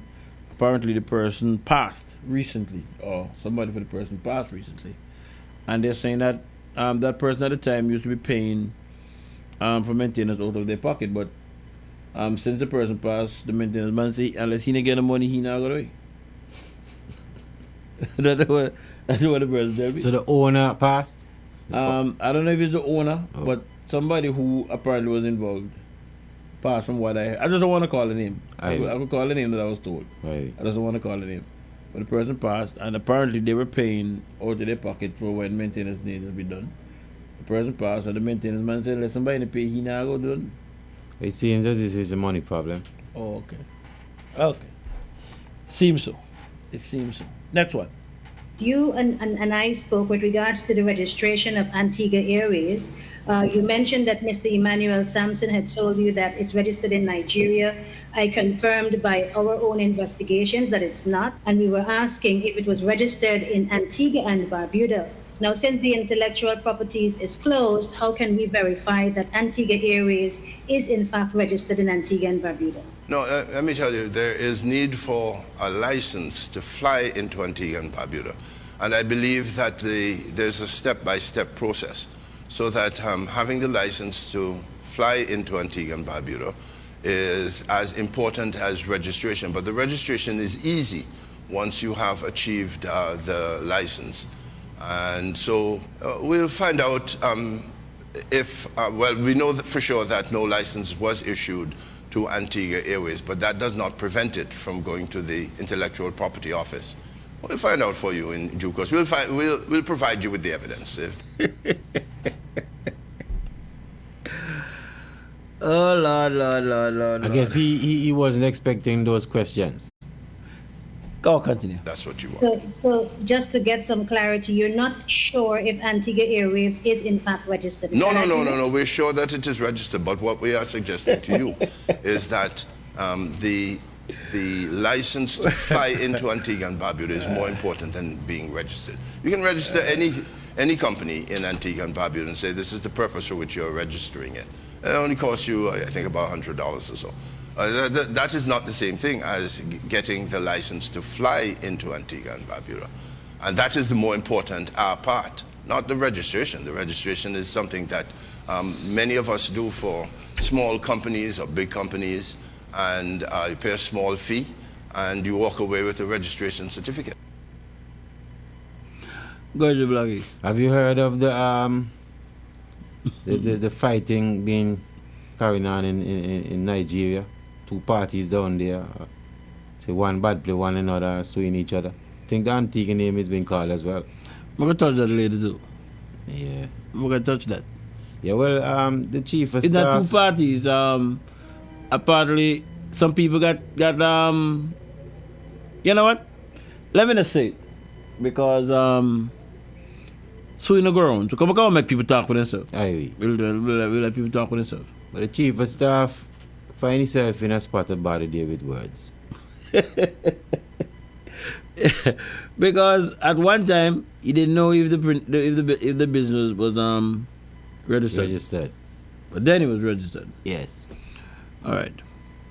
And next week Saturday Gospel Live, I'm gonna tell you if it's registered. I'm gonna go do a search. Hey man, we're gonna pay for a search. That's simple. So simple. Well, simple. Anyway, that's if I can get the search done. Because the building might be closed, so yeah. I don't know. That's another situation. But talking about being challenged for words. Let's listen again. I wanted to piggyback on what Robert Emmanuel was questioning with regards to the CEO of Airpeace.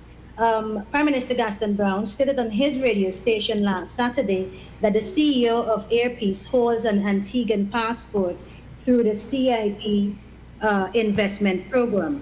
Is there an opportunity that you can elaborate on what that CIP investment is, since there's no signed agreement for Airpeace to link an air traveler air link between Nigeria and Antigua?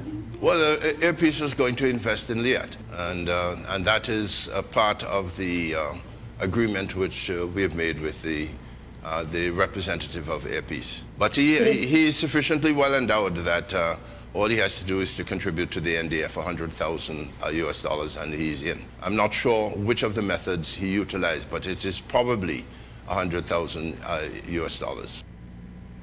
Help me out. What is it? Is it investment in Liat or the $100,000? Sound like he buying passport. What he sound to you? Well, I'm not gonna say it like you sound like you buying passport. There's a number of ways that you can get a citizenship by investment. Well, yes, they just having done the due diligence on the person. Yeah, that is, you could invest. That's what they said. Or you could have paid to the, I think it's the NDF they call the fund. That's the 100,000 Mr. Hurst is speaking about? Yeah, either the 100,000 or, yeah, it might have been 100,000. Yeah. But I'm saying, if you're asking him the question, the gentleman is a head on, you know. So, well, I don't know that nothing is happening with Liat. Liat in a problem, man, and just talk about that like a while. So, we don't know that nothing is happening with internal investment. And that's why they say he was being considered in the first place. And what did we say? What her said? That's what I said. That's what he said. Okay, right. Yeah. That's all real. The way we have it's all real. We'll go back to the first thing we say when we started to the program. Remember what we said the first thing we said? Yeah. The first thing you say, accountability, and people must give account, and you know, and it just lead. It just sound real. Lead in a. It just sound real to me. Right. Lead in a real way. It doesn't sound real to me. If somebody come and asks you, how did Jablaki achieve his CIP passport? Being a head honcho, right? It's either he invested in Liat or he paid into NDF. Understood. And to me, I believe that the position that Mr. Hurst holds, he should be in a position to know. But he eventually said he believed that he paid the 100,000. But what he believe mean? Well, that's the Tell answer. me what he believe mean. That's the answer. That answer? Yeah. Okay, me not accept that. Me not accept that. If that's the answer, me not accept that. That's me. You're not born about this, but that's me. Okay, I knew there was a third building, and I see somebody on the thing telling me it was Printery. Thank you very much for that, but here it is. With regard to the Antigua printing, the staff, there are some issues concerning the working conditions and their building. I think especially the working conditions. Has that been addressed as yet, sir? And when will it be? Yeah, it's being addressed. The printery, the Antigua printery, which is the government's own printery. And yes, it is being addressed. And somebody sent me a WhatsApp saying that the passport office closed at 12. 12 they said. And that's why I just asked you if you hear anything. I didn't know, but somebody just WhatsApp me. I'm going to tell you that. It's closed at 12 daily. Tell you the name in the call up. Okay, I didn't know that. I didn't know that. If you want to, if you don't know. Yeah, and yeah. Friday, I passed and bought a fungi and saw the staff of the printery outside the demonstrate. Friday. Friday gone? Yeah. Okay. So we have intellectual property rights. Where else? Passport office, electoral office, printery. Coming back to the the Mount St. John's Medical Center and that roof, you mentioned that there were some bids that were being offered. It's a couple of weeks now. Can we have an update on that, please? I'm so sorry. I didn't quite follow you. The medical center and the roof? The Mount St. John's Medical Center. There was an issue with the roof. You mentioned that there's some bids. Not the roof, the ceiling. There was a problem with pipes in the ceiling. And a pipe broke in the ceiling, and it was quickly fixed. But you know, the building had been constructed somewhere around 2003 or so. The construction ended, and we were waiting to provide it with all the beds and so on when the Labour Party lost the elections in 2004. And so the building has been around now for more than 20 years, and they deteriorate. So some things are just going to break from time to time, and we must have maintenance on hand to repair it. And that's what we try to do to keep it going. What did Nikki forget to ask about in relation to the hospital? What did she forget to ask him? Mm-hmm.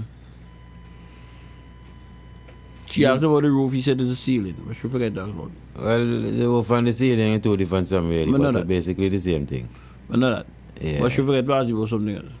What that? You forget about the flooring? Oh, there's a problem with the floor as well? Yeah, where you been? I want to touch that last week. Yeah. It was the floor and something else. The floor and the air condition. And the air condition. Yeah. Correct. No, so that's 4 buildings now. What the pattern is it? I see there's a part in the government buildings that are having problems with health issues. And seem as if it's a maintenance problem. You believe it? What? Go ahead. A money problem as well. All right. It seems so to me too. Mm. It seems so to me too.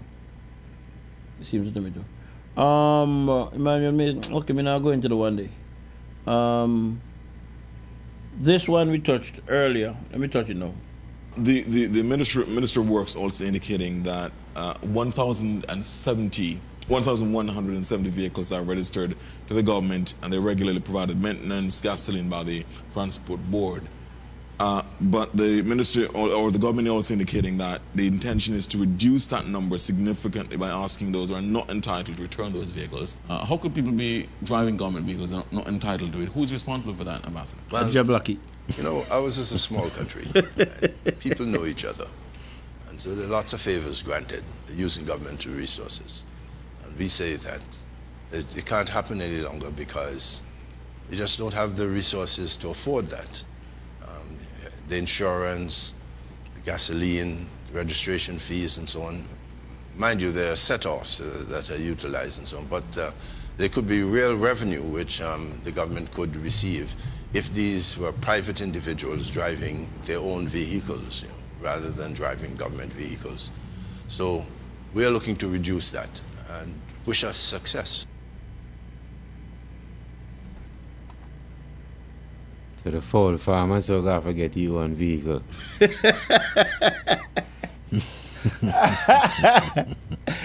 The who? Hey, look. Fowl farm. Hey, don't call nobody name, please. But the fowl farm, how a government vehicle are wearing there? What? You want to see speed afternoon time? I tell you. Hey, you see why I play the one with your friend, your former friend earlier? Yeah. Because you see, me wonder if a certain people alone have the eligibility to do those things. Somebody told me some time ago, but just don't want to call the name. I have the name, I don't want to call the name. I know, I have all the name. Somebody told me time ago. Big up Mrs. Simon, big up Mrs. Simon. That there's a particular person who they know, they were quite perturbed that the person had used a government vehicle in a motorcade. They went to motorcade and I mean, yeah. But just play one clip there a while ago. Anderson Carty asked a question. But believe me, I'm more high official. Me know. Yeah. And also, let me take this call here. Good night, caller. Hey, good night. Hi. One and all, man. How are you doing, sir? I see a plane clip like a while with the vehicle, 1,100 vehicles on the road for the government. Something like that. And yesterday, the 1,100 vehicle day. Well, according to Mr. Hurst say they don't have the resources now. Right. So I don't know if that means they had the resources then. Right. My brother. Right. But you can see everything is good on everything that's a go AY. Because if the country runs so good now, and to me, it seems like it run good. Because you have to cut back on all them resources, all them vehicles, take back the vehicle on them. But what you do with them when you take them away? Put them up, park them at the end of the workday. And, Okay. as far as I'm concerned, it should have happened a long time now. Because Long time. if let's just call a figure, if it had cost the government $10 per year, right? It's 10 by 8 now, 8 or 7. It's 10 by 7 now. That money they could have gone into fixing the flooring up in Mount St. John now. Exactly. But you know, you can see that when we feel that what is transpiring right now, this is just my little belief in what I'm going to say to you all. So everybody does do what they like, and everything we just get out the AY. Everything we just this election that just gone cause everything for just them start to look at everything that what we do wrong. But Carla. Yeah. Carla. Hold on the job, like, let him finish his thought and then you. Go ahead. Finish your thought, What sir. I'm trying to say then, right? As you said, beef, this is supposed to be done long time. Then they didn't have an exercise that they would carry the can by the stadium? Yeah. Okay. And it seemed like everything just fall back again and gone back to the same thing, you know. But me just want to definitely say, man, are in a serious crisis. And no doubt about it, my brother. Right? Before you go, Joe Black, you wanted to ask your question? Yeah. My brother, we see a pattern here because it's been said that even in National Solid Waste that the problem is people have friends that can get things done. And we're hearing in the transport board is the same things are being said. You know, people have close friends that are getting things done that are not lawful. And I mean, where's the leadership? Right. Yeah, man. A favor, you know, people get a lot of things done. And most of them vehicle, my brothers, they're in the studio. Then some of them vehicle have a C and A.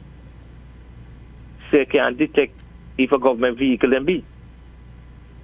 That's the issue, because they 1,100 vehicles, all of them have a G. Plenty of them have a C and A. So if I know the individual then who would drive government vehicle, you're all not surprised. If they start to pull them in, trust me, believe me, tell you. Good show, usual man. But So we would have heard these things all along, you know, Carla, and it seems as if some people only talk about it when it's the other way around. And Exactly. I'm going to leave this with it to you now. Now I think the water system get better now. It not get good enough. For right now, it's not getting good. Well, we're still hearing the cries. We're still hearing the cries from the people. Yeah, man. Hey, good show, usual man. You know, to I listen here every Saturday. Thank you very much. Give thanks, man. Yeah, man. Big up, man. Yeah. All right. Yeah. 1 second again. Good night, caller. Hello, good night, caller. Beef it up. Right. Right. Up. So, beef for some reason. Devon. I'm not hearing you. You're not hearing me? No. Well, I don't know what happened because. You hear me? Everything. Hey, because everything you push up. Push up. Right. You can't push nothing. anybody is not going to push anything. Who tell you? You want man to be push up, man. Who tell you? Good night. Because the bird, hold on, Go ahead. The bird not tell you lie now. Good night, Joe Blackie. You hear me clear, my brother? Not fair, but not can make out. Okay, maybe a fair device, man. But one thing I can say, Joe Blackie. Yeah, The last call just called in there. yeah. In the mother was in the same bathroom, and you can't take for 5 more years. Where did that come from? Over right along. Where did that come from? Biff. Hey. I was trying to get in earlier, but probably somebody sent information. I bet ABEC and the passport office, you know, they're in the same building. So they close the same time. Okay. And what the problem be for that, Devon? I think they said on the news said some renovations. Renovations. What they're renovating, but the news said some renovations. Okay. Which one in the news? I heard them on the news. Remember which was the news? Okay. Remember it was Observer or the ABS News, some other news. Aye. And in terms of the building there for intellectual property? Yes. The man that owned the building died about 12 years ago. And so long no maintenance now go on? I'm not sure. Somebody for the man that died more recently than that? Well, I don't know this. As I said, I don't know. Make sure ask a question. The original owner. I don't know. May I say that it is mysterious. I don't know what kind of mysterious, but so I heard. But Devon. What mysterious? The closing the building? No. No, me not get to the part there. Devon. Yes. You know what the agreement is with government leasing or renting building if the maintenance are for government or the private owners? No, I'm not sure, but I know it's various. From what I heard some time ago, and I'm going to tell you, I can speak. Someone I was associated with the UPP that I heard that some of the buildings, the owners have to do the renovation,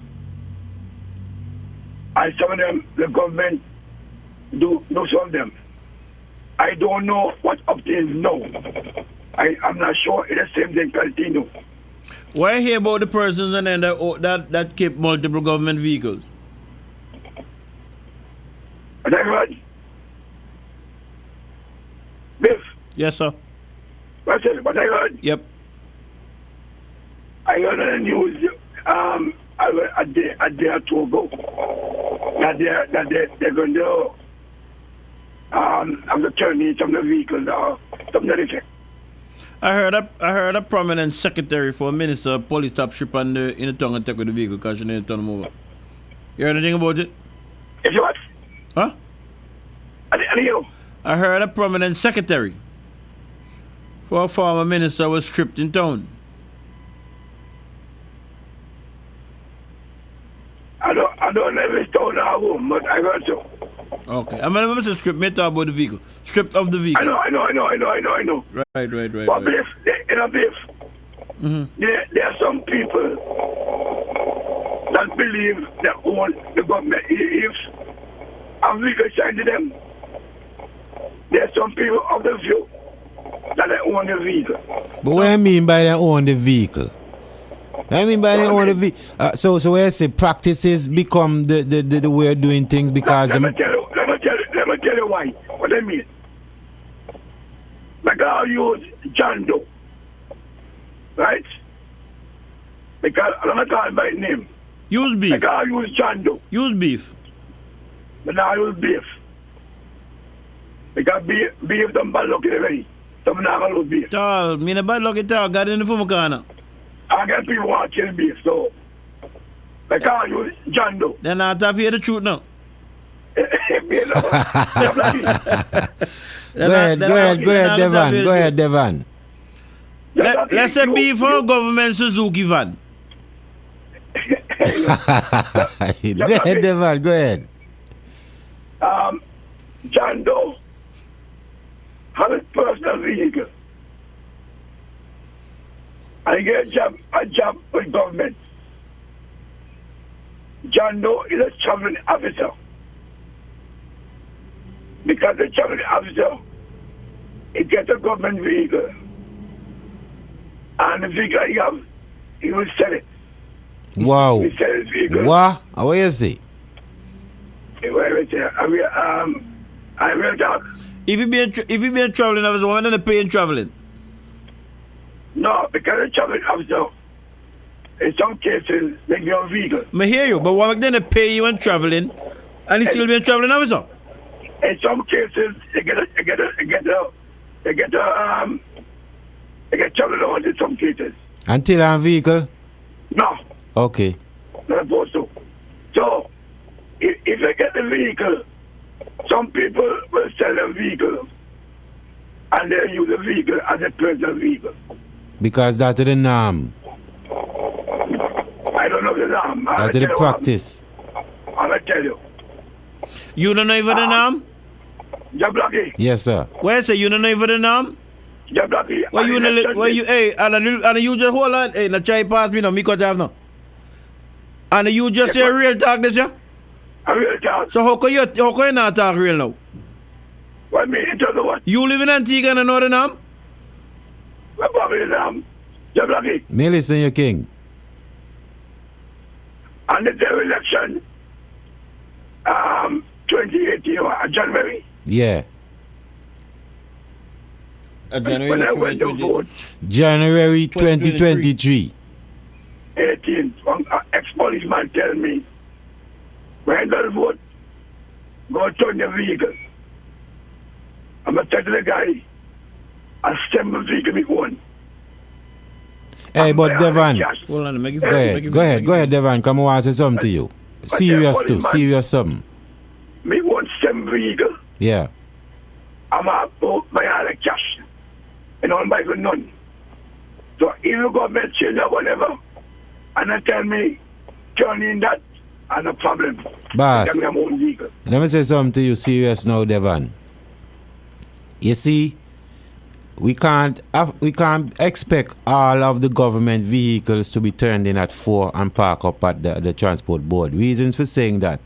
You see, individuals such as yourself, even the management of National Solid Waste and so on, these vehicles cannot be expected to be parked for no 4 o'clock time.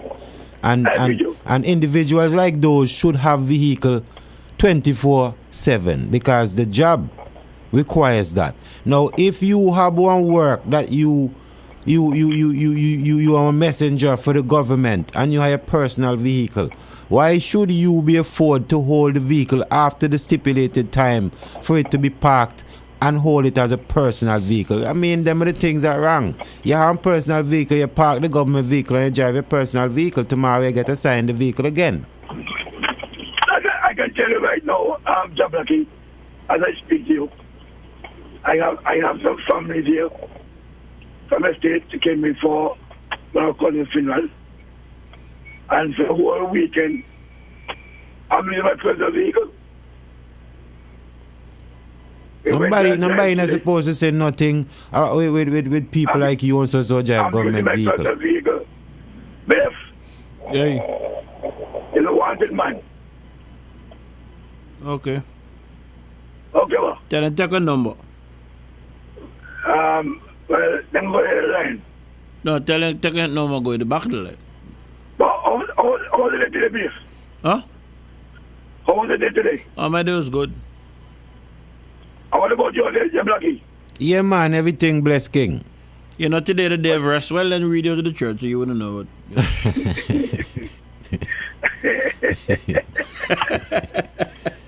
Hey, Jablaki. Yes, I am. Jablaki. Yes, King. And everything be there too, right? That is true, because I'm the perfect. Me not getting in your business now. If you want thing, me not your good friend enough. Hey, see you. Take care. Yes, hey, hey, if you want to be the perfect now. Take care, my friend. You believe me, I go after you. But I go after you, man. I'm a partner. But just before we move on, yeah, let's go again. The Minister of Works also indicating that 1,170 vehicles are registered to the government and they regularly provided maintenance, gasoline by the Transport Board. But the ministry or the government is also indicating that the intention is to reduce that number significantly by asking those who are not entitled to return those vehicles. How could people be driving government vehicles and not entitled to it? Who's responsible for that, Ambassador? Well, you know, ours is a small country and people know each other. And so there are lots of favors granted using governmental resources. And we say that it can't happen any longer because we just don't have the resources to afford that. The insurance, the gasoline, registration fees and so on. Mind you, there are set-offs that are utilized and so on, but there could be real revenue which the government could receive if these were private individuals driving their own vehicles, rather than driving government vehicles. So we are looking to reduce that and wish us success. It does appear that, well, you said people doing favors for people, but that appears to be complicity. If somebody knows that somebody is not entitled to a government vehicle, I'm not understanding why they would be allowed to have them instead of driving them. Yeah, well, it happens. Complicity, you say. It happens. And you said the aim is to significantly reduce this. Any sort of number that you're looking at? In other words, on average, based on the positions and based on the entitlements, how many of these vehicles are you looking to reduce it by? We don't know yet. 1,170. No, maybe 50% of that. Maybe 50% of that. Hey, look. I'm going to play back Carty when I'm about to play back Carty. Man, I shouldn't play back now. What do you think? I mean, play him back, man. When I play back Carty, you'll have too much ugly. But you ask me now. Okay, but change my mind. But change my mind. The time is studio is 9:52. We're going to take a quick break. Well, we're going to have a fight tomorrow break. We don't know you yeah, man, that is what I mean. Take a quick break, and then when we get back, we'll discuss, we'll move into some more discussion. You're listening to 97.1 ZDK Liberty Radio. Stay tuned. Real talk. We will be right back.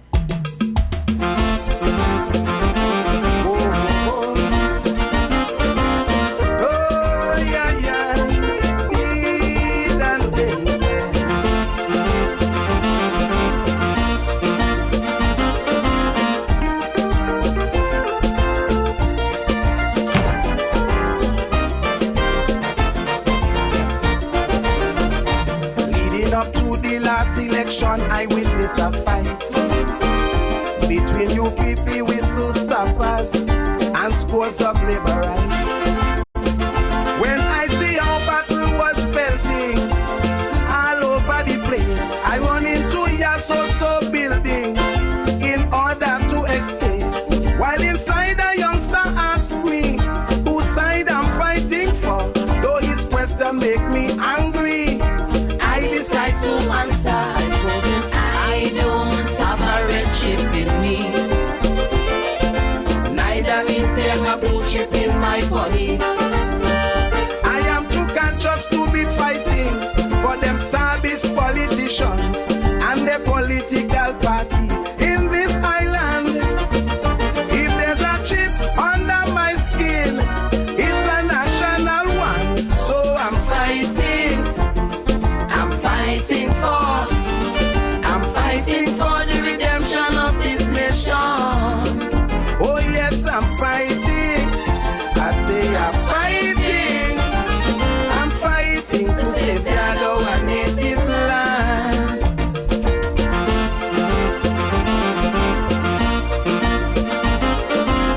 Oh yeah,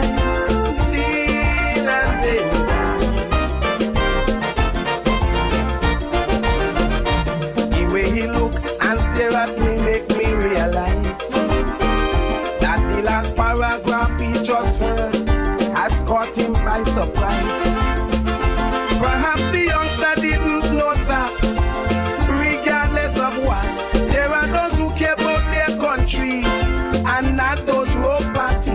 When the youngster begin to beg to repeat what I said, friends, I come to the conclusion he didn't understand. I repeat, I don't have a red chip in me. Neither is there a blue chip in my body. I am too conscious to be fighting for them service politicians and the political party in this island. If there's a chip under my skin, it's a national one. So I'm fighting for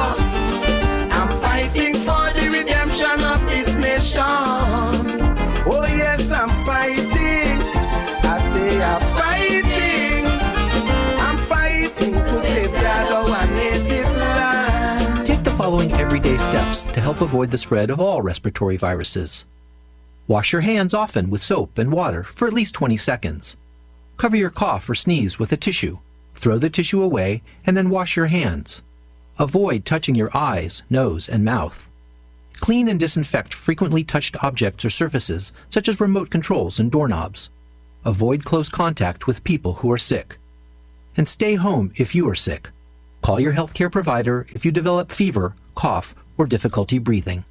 There are steps you can take now to get ready if an outbreak occurs in your community. Make a household plan. Learn how to prepare and to take quick action if someone gets sick. Older adults and people with chronic medical conditions are at greater risk. Take extra steps to protect them. Think about what you will do if there are changes to your work schedule. And remember to always practice good health habits, such as frequently washing hands with soap and water, staying home when sick, and covering coughs and sneezes. Older adults and people of any age who have serious underlying medical conditions are at higher risk for severe illness from COVID-19.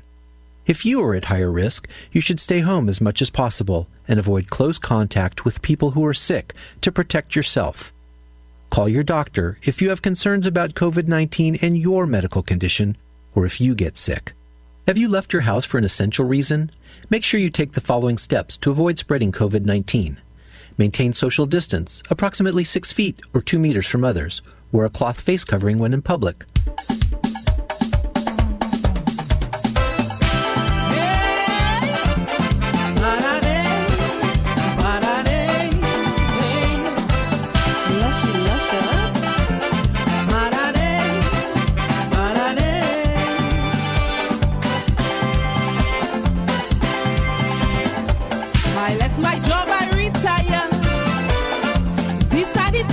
Agriculture, all crops I grow, still got talker, killing it slow. As an end, welcome back to Real Talk. Hey, right here on ZDK Liberty Radio, 97.1 FM. From the Minister of Agriculture. Hey, sounds coming out of Dominica. But to my surprise, my disappointment was his blessing. Hey, Lucius, I hope me pronounce that right. This one should tag, so what's up? Hey. Big up yourself, Mr. Knight. Who night? Day and night. Wait, people on the live? No, me just a big up my boss. Oh, okay. Big up yourself, Rasco Mai, Skujo Bantan. Kwaku. 9:58 p.m. Dave B. Josephine and Company. And also in Studio B, Studio 2. Hey, my brethren, Jablaki. Yes, I. Big up yourself, Dale. Every time.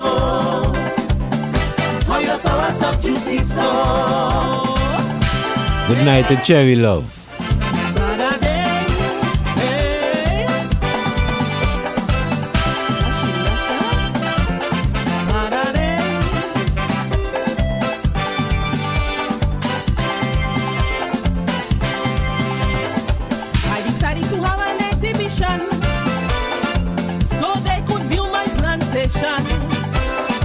They want to see me in action to develop a good business plan.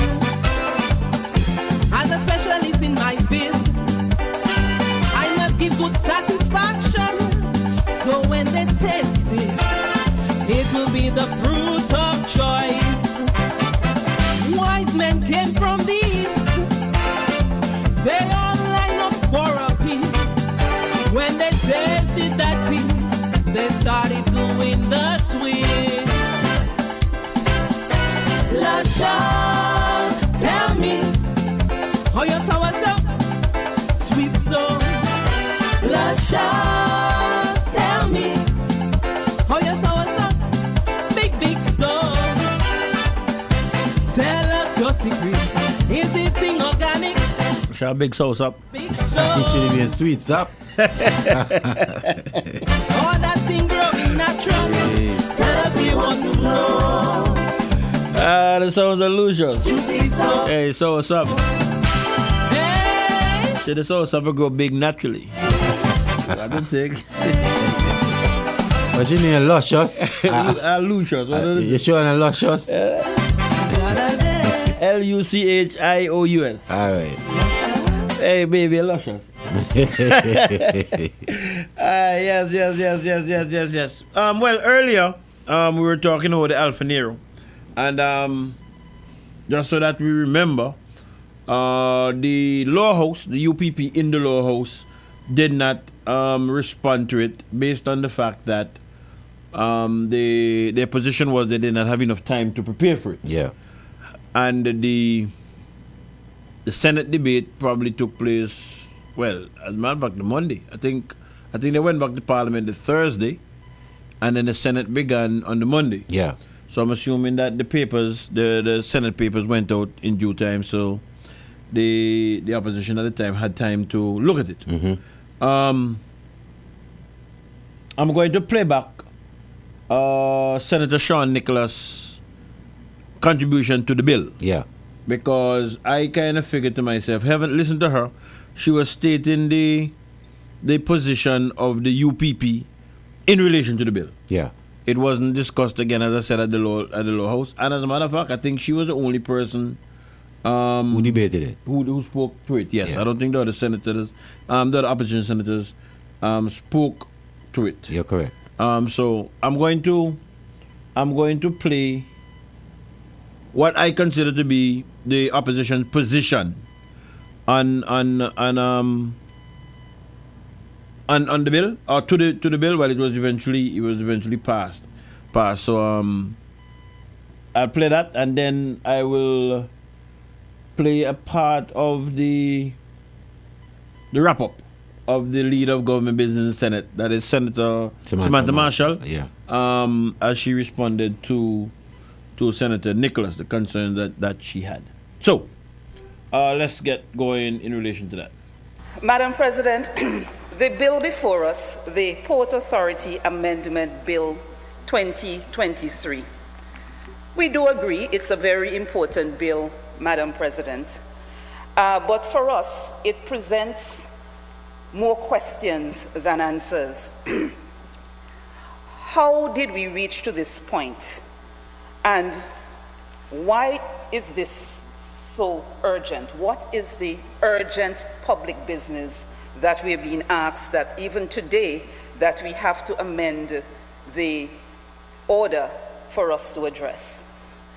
Madam President, this piece of legislation is prompted, we've heard it from the move of the bill in the lower house, by a specific circumstance, and it was, of course, echoed again this morning by the leader of government business, where we have this Russian vessel, the Alfa Nero, docked in Antiguan waters. And the question is, what do we do with this vessel?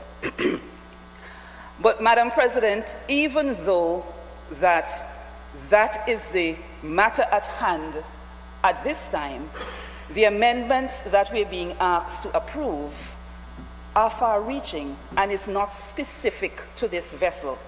And we have to ask ourselves, what will be the implications for those that come after? The Prime Minister, in his presentation, said that he was informed, or he was asked by both the US and UK governments for Antigua and Barbuda to detain the vessel. And we declined.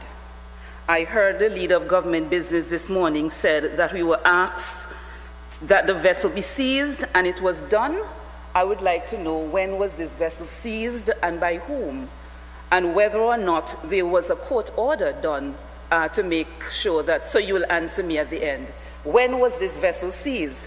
Because, Madam President, it now brings to mind the whole question of the issue of abandoned vessel.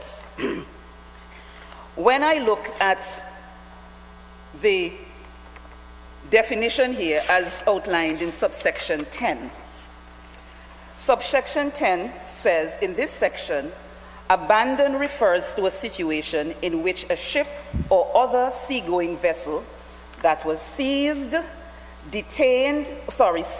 or detained by any authority in Antigua and Barbuda, but which was subsequently released has remained in or near any Antigua and Barbuda harbor or tidal water, and it gives all that goes with that. My question is, when was this vessel detained? When was it seized? And why are we now referring to it as an abandoned vehicle, an abandoned vessel? Because as it is, it has not yet been abandoned. Madam President, I went looking at the Merchant Shipping Act, trying to find a similar definition, and what I saw was wreck. But obviously, this vessel is not a wreck. But I believe that some of the principles that apply there can be applied here as well. So the boat is not yet abandoned, Madam President. We heard that some crew members may have left, but there are crew members still on board. And the question that we need to ask is, what is happening, or what are we doing with those crew members who are still on board? Have there been any formal communication? And these are questions to the leader of government business.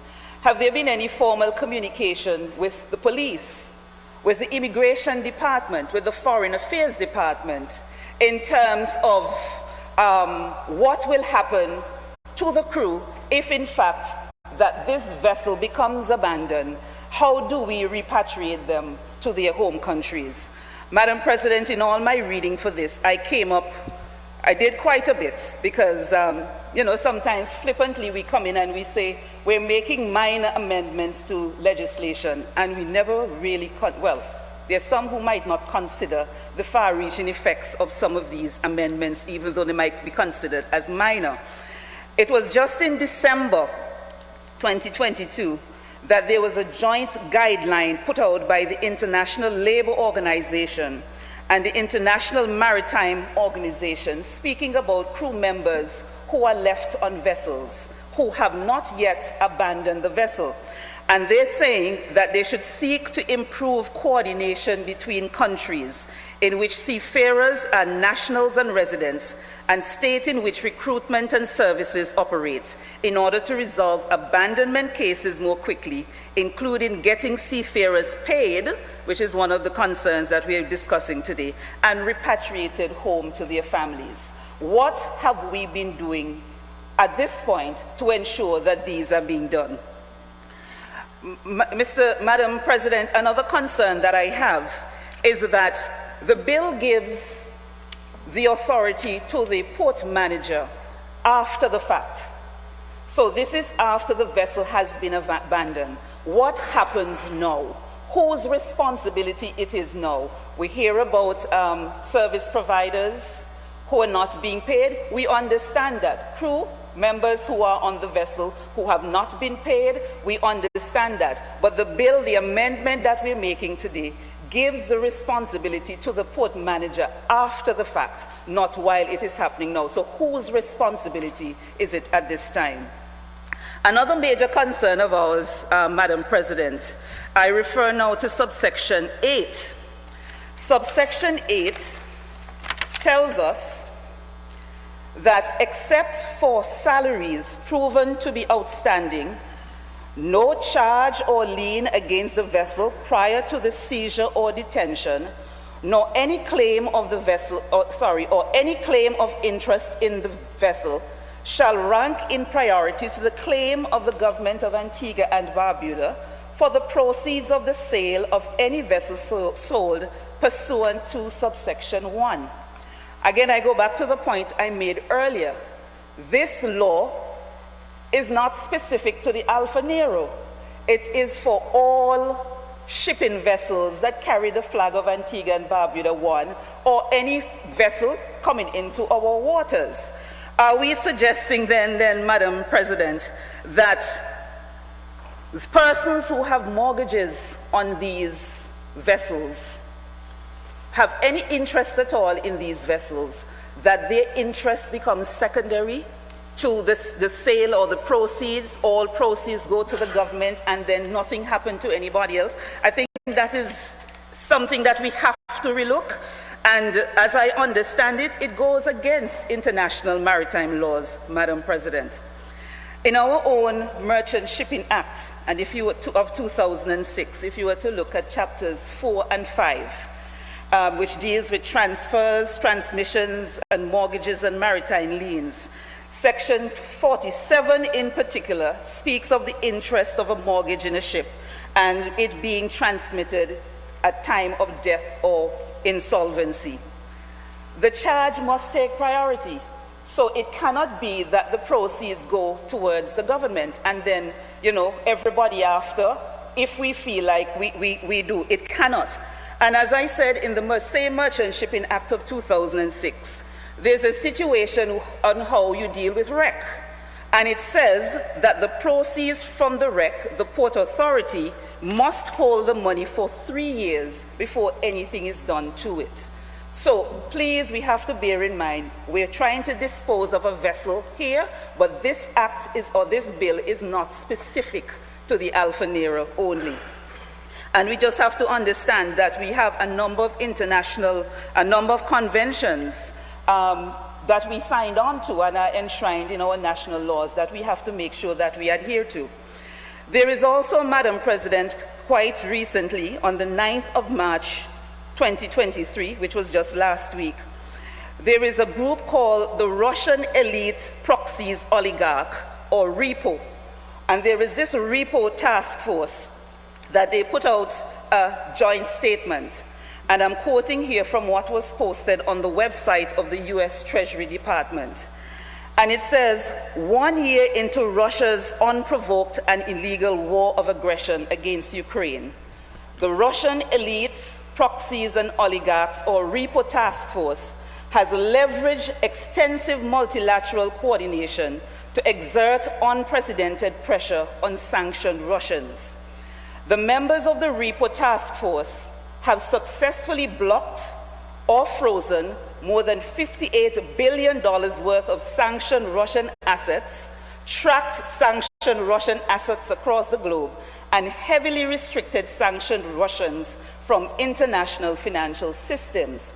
And one of the things that they boast or touted that they have done, that they have effected the first forfeiture of assets of a sanctioned Russian, paving the way for the transfer of $5.4 million in funds as foreign assistance to Ukraine.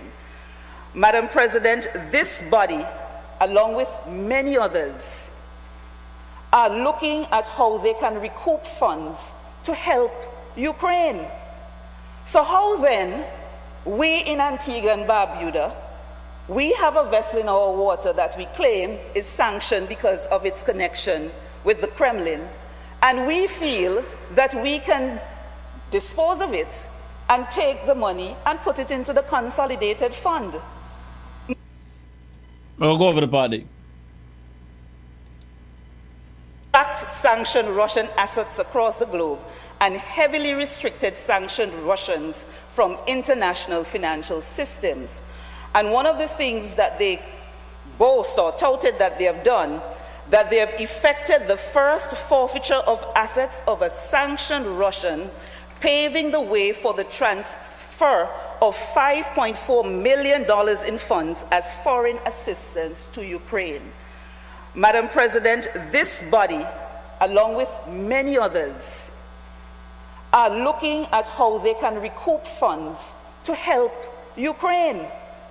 So how then, we in Antigua and Barbuda, we have a vessel in our water that we claim is sanctioned because of its connection with the Kremlin, and we feel that we can dispose of it and take the money and put it into the consolidated fund. Madam President, this is a major international case. The eyes of the world are on Antigua and Barbuda. Who gave us that moral authority to think that the money that we have should go into into our consolidated fund? Our suggestion, Madam President, is that it be placed in an escrow account. We do not know what will become of this.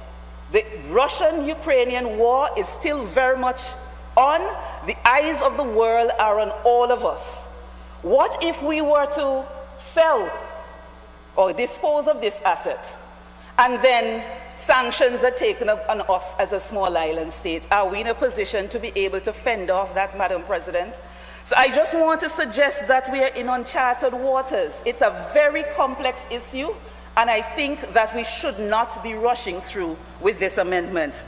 I sent you the article, Joe Lucky. I have to ask, Madam President, is who is going to accept the ownership certificate of this vessel when all eyes of the world are on us? And when the money is placed in a consolidated fund, are we prepared to take it out and said, well, we made an error and we be seen as making a huge international error? Madam President, we also have a concern in terms of the time frame that is given. Subsection 4B. The first one, yes, 60 days clear notice has been given to the owner or the agent of the vessel of the intention to exercise the power conferred by subsection 1. That is in terms of intent to sell. Or 10 clear days notice of the intention to sell has been given to the owner or agent of the vessel in a case of a vessel which poses imminent threat to the environment, to the safety and security of the harbor or other vessels in the harbor, or a risk to the socio-economic development of Antigua and Barbuda. All this might be true in terms of the factors, but 10 days for a global transaction? And the question we are asking, is it that an owner has been, a buyer has been identified? Is it that the buyer has already paid a deposit for this vessel and we're trying as much as possible to get rid of it? Is it that we find ourselves in a cash-strapped position, so the quicker we get the cash, the better it is? These are questions out there, Madam President, that need to be answered. There is too much rush in getting through with this matter that has implications, far-reaching global implications, and can place Antigua and Barbuda as a pariah state. Are we prepared for that? Madam President, as I said, this bill, it's a complicated, complex matter that we should not rush and pass in this honorable House. We agree that it's an important matter. We agree that the government has a responsibility to make laws that it thinks will affect the people of Antigua and Barbuda, but we must also consider that our laws will have external implications and whether or not we are ready to live with that. We are suggesting, Madam President, that if we fail in following the proper procedure, there could be repercussions. And what we are asking on this side, Madam President, that this bill, this amendment, be put to a special committee of persons skilled in maritime law for them to assess and to advise the Houses of Parliament as to the way forward in terms of how do we dispose and what happens after that. As it relates, as I said, this is not just about the Alpha Nero. If it is that we wanted it to be about the Alpha Nero, we could have made it into sunset legislation. But what happens to the over 1,000 ships that carry the flag of Antigua and Barbuda? So we are saying, Madam President, too much is at stake. For the sake of Antigua and Barbuda, we are recommending that this bill not be rushed to the Senate, but that it be given further consideration by a special committee so skilled to advise the Houses of Parliament as to the way forward in terms of how we go forward. If it pleases you, Madam President. All right, so that there was the presentation made by the leader of the opposition in the Senate, Senator Sean Nicholas. And as I said, I view that as the position of the UPP. It not having been discussed in the lower house. Yeah. There's an excerpt that I want to play from Senator Samantha Marshall, leader of government business in the Senate, as she recapped some stuff in there. I don't know if you have any comment to make before I go to that. Go ahead. All right. So let's move on to that. And then after that, okay, let me wait until after that to see what I have to say with that. I want to respond to something that was said by Senator Nicholas. And Senator Nicholas, I am a bit confused. On one point, I understand you to be saying that the funds should be put in escrow for whenever the owner shows up. And then on another point, you're saying if the boat is sold, the funds should be sent off to Ukraine. But I think you need to be clear because, and let me say, the U.S. has seized properties. And what they determine to do with their properties, with the monies, is their business. I cannot see that Little Antigua and Barbuda could suffer any sanction for taking care of their interest and the people's interest. Compare us seizing an abandoned vessel, a vessel with no flag, no owner, no clear agent, abandoned for over a year. And we are making sure as a nation that we take care of our interest, a sovereign nation. And I'm not saying that, yes, an owner or somebody cannot come eventually with a legitimate case. But when that happens, you deal with it. And that is nothing unusual in any other sovereign state. But you cannot tell us that we should take care of others before we take care of our people. Where we have an opportunity to improve our people's way of life, to give better service, because you have an abandoned ship. No, that's not why. I am responding to your statements as to what should happen to the funds. Madam Minister, Senator, just reminding you that you're addressing the chair. Yes, Madam President, I apologize. And so I see nothing wrong, Madam President, in the funds being placed in the consolidated fund. All right. Let me go back to the beginning of that. I want to respond to something that was said by Senator Nicholas. And Senator Nicholas, I am a bit confused. On one point, I understand you to be saying that the funds should be put in escrow for whenever the owner shows up. And then on another point, you're saying if the boat is sold, the funds should be sent off to Ukraine. But I think you need to be clear because, and let me say, the U.S. has seized properties. And what they determine to do with their properties, with the monies, is their business. I cannot see that Little Antigua and Barbuda could suffer any sanction for taking care of their interest. What I mean?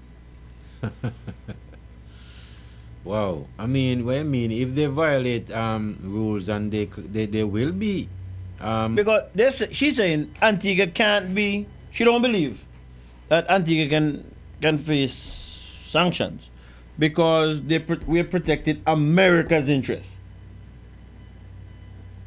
No, she's saying that we're protecting Antiguans' interests. No, she said American interests first. She said that? And then she said Antigua and Barbuda after. Okay.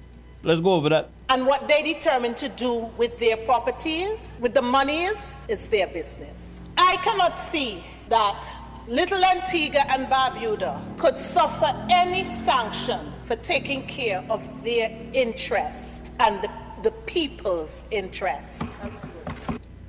Their interest meaning Antiguans' interest? No. No? No, Okay. I don't think so. Okay. I don't think so. Okay, my friend. I don't think so. It can't be their interest. You have to be America's interest. Okay. No, to me, I've lost 2 friends because me decide me not pick up no cudgel from nobody. Me, Jablaki, and Eugene a friend. Mm-hmm. Eugene and Jablaki is something that I had nothing to do with me. Yeah, you're right. Me you're and right. Eugene good. You're me right. and Jablaki good. You're right. You're right.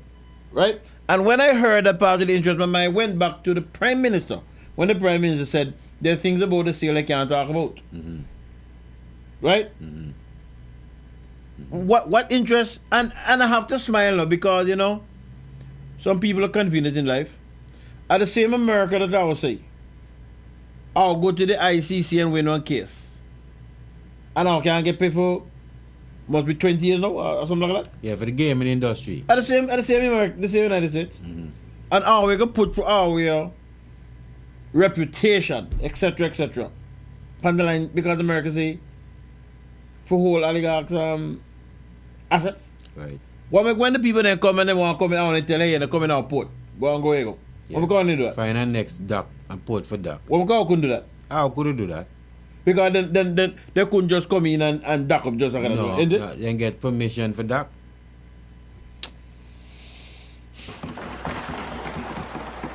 Compare us seizing an abandoned vessel, a vessel with no flag, no owner, no clear agent, abandoned.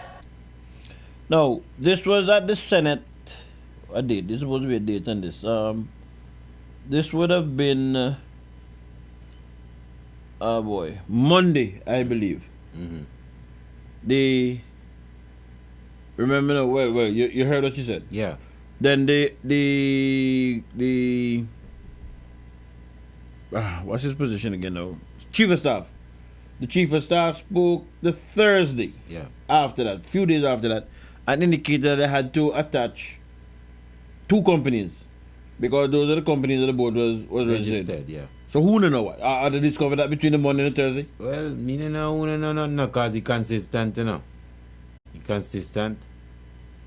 You know. It seems as if one party will say one thing and the other one come and contradict what them they say. And then I heard the Prime Minister say today. You know what? Let me listen what he said. Let me play what he said. Let me get it. Right, because me have something to say about what he said today too. Right? I heard that. So, I mean, go back to the beginning of what I said in the early part. It just no mesh. Now, Beef, listen, let me ask you this. If they say that the sanctioned owner cannot, if the vessel belongs to Jablaki. No, I don't want to use me. Beef. And beef sanctioned. Beef is sanctioned, right. How come beef can eventually end up with the vessel again? What mean you know that beef can end up with the vessel again? But I heard that they're saying that the owner, if the owner eventually comes to claim it, and they have to face whatever, that with then they will face it when that time comes.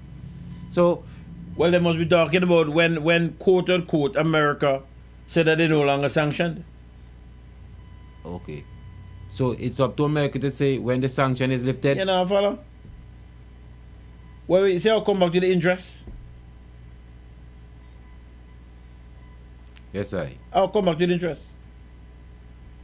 Yeah, man. Because under normal circumstances, seizure of assets come about when it has been proven that those assets were achieved through illegal means.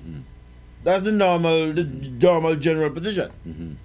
This position is an adopted position, taking into consideration the war between Russia and Ukraine. Yeah. The belief is that if these oligarchs are meant to suffer financially, they would turn on Putin. That is a reason for the whole thing. I know, I'm following you. You follow me? So this is why I have an issue. This is why I have an issue with it. Now, if you want to say, if America, in her high and mighty way, say, look, America, Europe, say, this is what we're going to do. I don't know why we're in it. When the people that come in, that's why I just want to know if they're going to just come in there like that. Drive it away. Right. They come here, you're not coming from here, no, tap outside. Of course. Me not get involved in that, no, tap outside, no, sail on. Yeah. Me don't know if me see it wrong, but that's how me see it. But again, they're saying that they're going to be putting these funds in the consolidated fund. But they're saying that if, in case, that there's supposed to be repercussions, that they would have the monies ready to repay. Anyway, again, I don't want to say what I heard today. I want to play it back. But a statement was made in relation to that too. Me know, that's why I'm saying. Yes, I mean, that's why. But I don't want because everybody kind of pan what they call it, eggshells. Me now go pan eggshells. Cool. When me play what them say, they can sue me. Cool. Cause me play what them say. Cool. That's what I mean. So that I can say it, no, but I don't want to say it. I want to play it. Go ahead, man. Right? It just doesn't make sense to me. And talking about that, well, I sent you the article that yes, that Sean Nicholas referred to, right? Yes. Just so that you can, you have it there for a thing. But let me, in terms of it being, well, the law being set to say that the money from the sale, and I use all those words in quotation marks, goes to the consolidated fund. Again, as I said, the normal position is if somebody would have acquired assets through illegal means, of course all this go to court and so you prove all this thing, then it's seized and it goes to the consolidated funds. In America, from what I researched, they normally, when they have these kind of seizures, those monies go to law enforcement. That's what they say. But a number of bills have been introduced so that these seizures would go to the rebuilding of Ukraine. That's America. So how come I want them in for treasury? Well, again, it's baffling. It's a bit baffling. Let me go here. What's happening here? The nuclear weapons. Go back. No. Is it there? Brock. Congressman, thanks for joining us on this. All right, I'm going to ask you straight out of the gate here, of course, to react to the president's comments yesterday at the very end of the speech, those final few words in which he said Vladimir Putin cannot remain in power. What did you make of it? And what did you make of in the war? The last thing we want to see is the use of nuclear weapons. He has threatened he might use nuclear weapons, and he said something. Putin already thinks this, though. The people surrounding Poland and saying it, and then the White House subsequently walking it back when Putin already thinks. Look, the point is that Putin's looking for an excuse to escalate the war. We want to give Putin an excuse. It's about stopping NATO. We don't. Is the press or Republicans making too much of a big deal? And I think this is one of those cases where he said what everyone else is thinking. It's probably not a big deal at the end of the day, but before I let you go here, I know that you are sponsoring a bill aimed at taking oligarchs' money to help rebuild Ukraine. Talk to me about that. Yes, absolutely. We call it Yachts for Ukraine. And the message that we're sending to all these oligarchs, many of whom seem to think they can just ride this out, sitting on their yachts in the Mediterranean, not worrying about the war or confronting their enabler, the war criminal Vladimir Putin, about what he's doing. We're sending a message to them that you can't ride this out, because all those assets that we say we seize now, they're going to be seized permanently, and they're going to be used to rebuild Ukraine. The whole motivation here is to get them to actually confront Vladimir Putin and stop this war.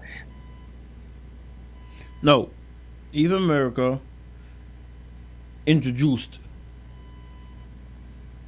a bill to have these assets used to rebuild Ukraine, who's getting bombed. I just don't understand it. They passed the bill for that? Yes. So that would be international law? Yes. No, that's American law. Oh, okay. And that is what that's why I sent you the article too. Yeah. Because that is what she actually read. Sean. But because of radio, I prefer to go with audio that people can hear. Yeah. You know what I'm saying? Yeah. So that's why I went to YouTube for that. Yeah. You know? But to me, again, as I said, the government's position, the government position is what it is. We would have heard the bill. We know what would have passed. I think the UPP position has been stated as what it is. I guess we'll just have to wait and see how it works out, how it turns out. Yes, really, enough said on that, really, for me. It's important, I believe, that we have the debate and the ventilation of it. Some Yes, people, of because they don't share the opinion that some people share, of course they're going to say this and they're going to say look, that. to the norm, you know what I mean? Right. That to the norm, man. But as far as the last time I checked, we were in a democracy. Of course. You know what I mean? And everybody have a right to dare his or her opinion. You ever realize if somebody offend you, then no, they're wrong. You right. If you try to enforce that, then vex with you. Yeah. They want to kill you. Yeah. They want to see the world happen to you. Yeah. Yeah. Yeah, I'm aware of that. But over the past couple of years in my life, 2-3 years, I've come to really, I believe, appreciate and understand. I think Jim Reeves was to sing the song, we're just a passing through. Here. Yeah. I think I have a new appreciation for that kind of thing.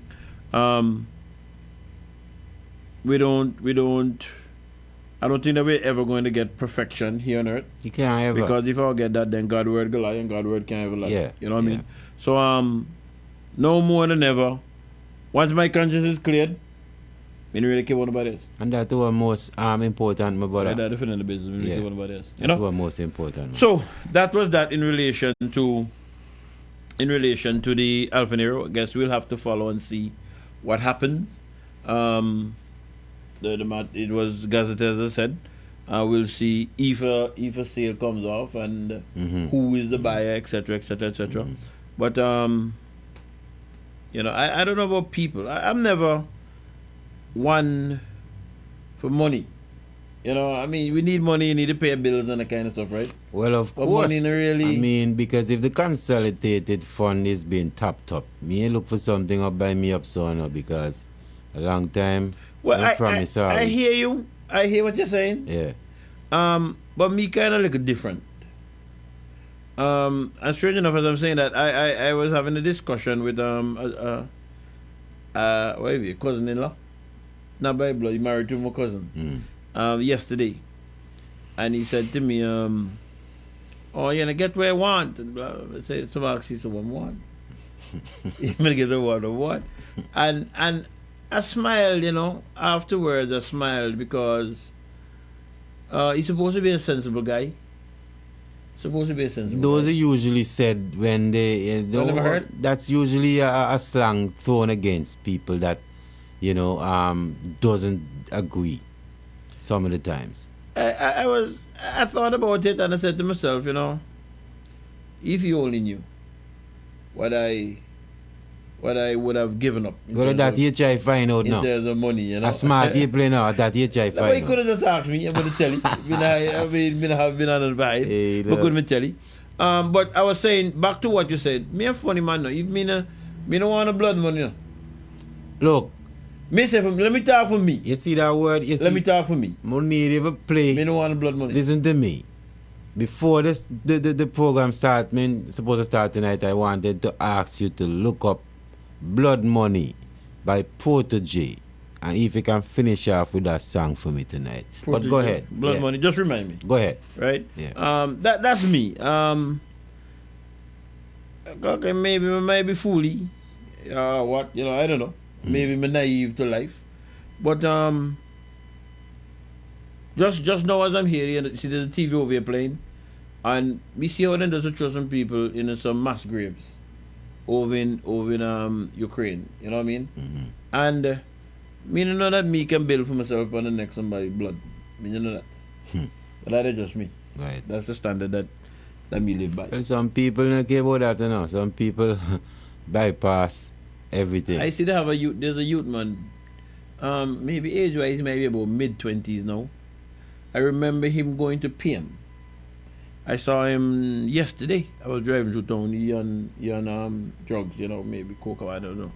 And when I saw the guy, I said to myself, boy, how does somebody feel that they're ruining a youth man's life like that?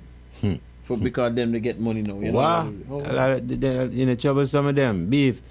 Some of them see them people every day deteriorating, and it doesn't bother them one bit. I'm on fire for bun tonight too, because everybody keep quiet and act like that. The streets alone can talk. You better voice your voice right now and make people know how to go on, Virgin.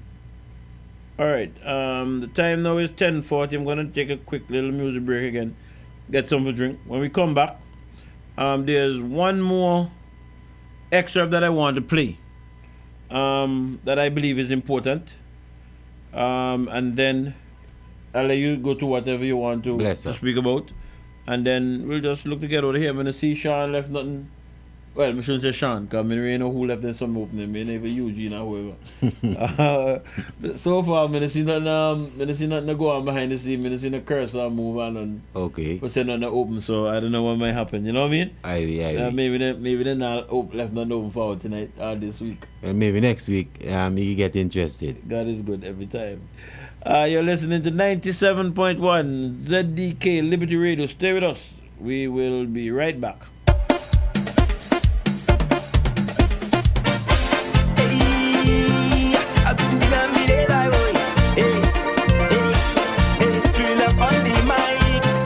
Calypso. Hey, I do what airport no more. I tired murder my hopes. Plus fire is a ship we building to take us where we want to go. We hired a famous boat builder by the name of Dick Taylor and he start laboring way back in 04. And soon we will sail the seas. The entire world will freeze when they see we mountain a dictatorship all along.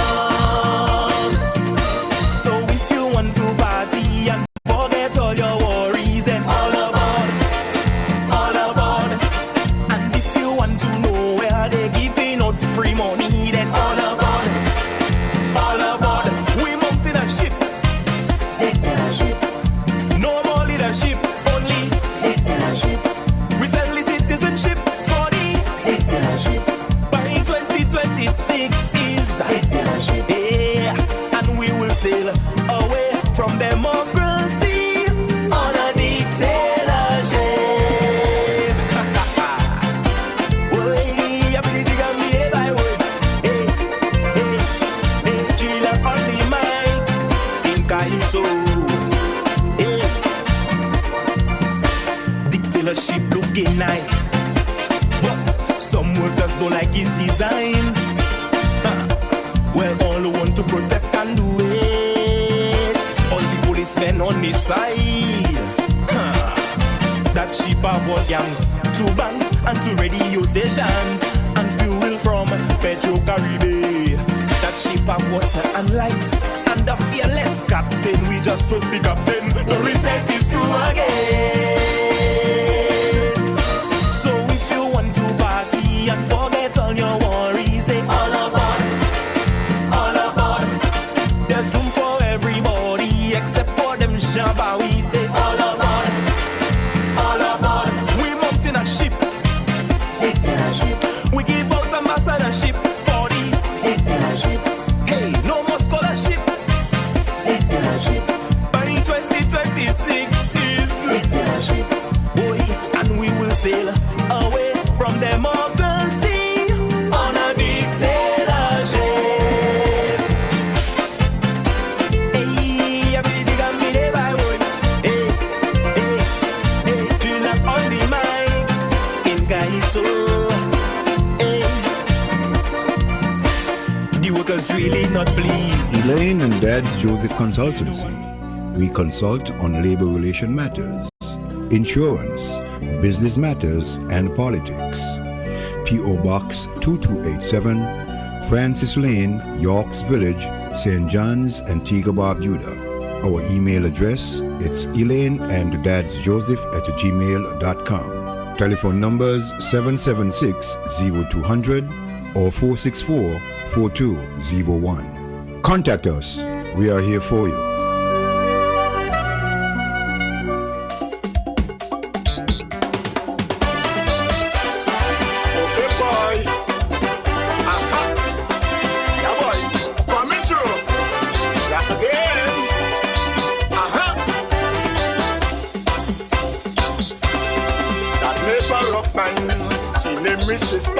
Yes, welcome back to Real Talk. Hey, right here on ZDK, Liberty Radio. Hey, 97.1 FM. Time in studio. 10:45 p.m.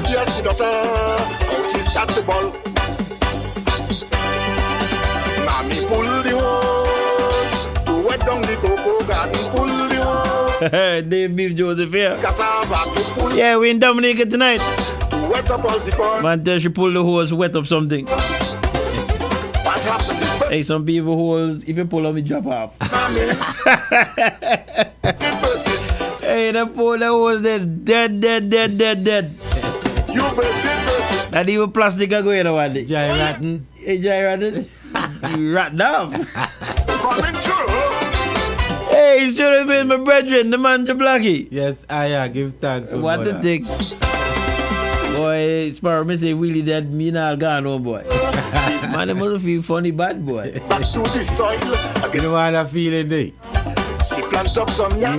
Me rather for go home for real king. Fucking woman love them kicking. Hey, look, what the thing? The other boy, mommy pull the hose. To wet down the cocoa garden, pull the hose. That ain't on top with some people, boy. The cassava to pull the hose. To wet up all the corn in the pull the hose. What happened? Burst now. You burst it. Mommy, you burst it. You burst it, burst it. You burst it. Mommy, you burst it. You burst it, burst it.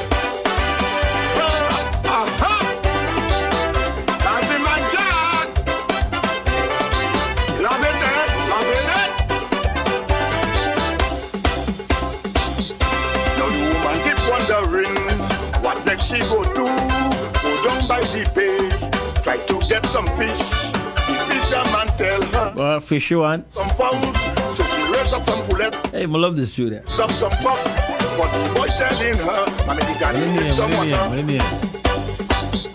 Pull the hose from Mighty Jack. Pull the hose, to wet down the cocoa garden. Pull the hose, to wet down the cassava. To pull the hose, to wet up all the corn in the pull the hose.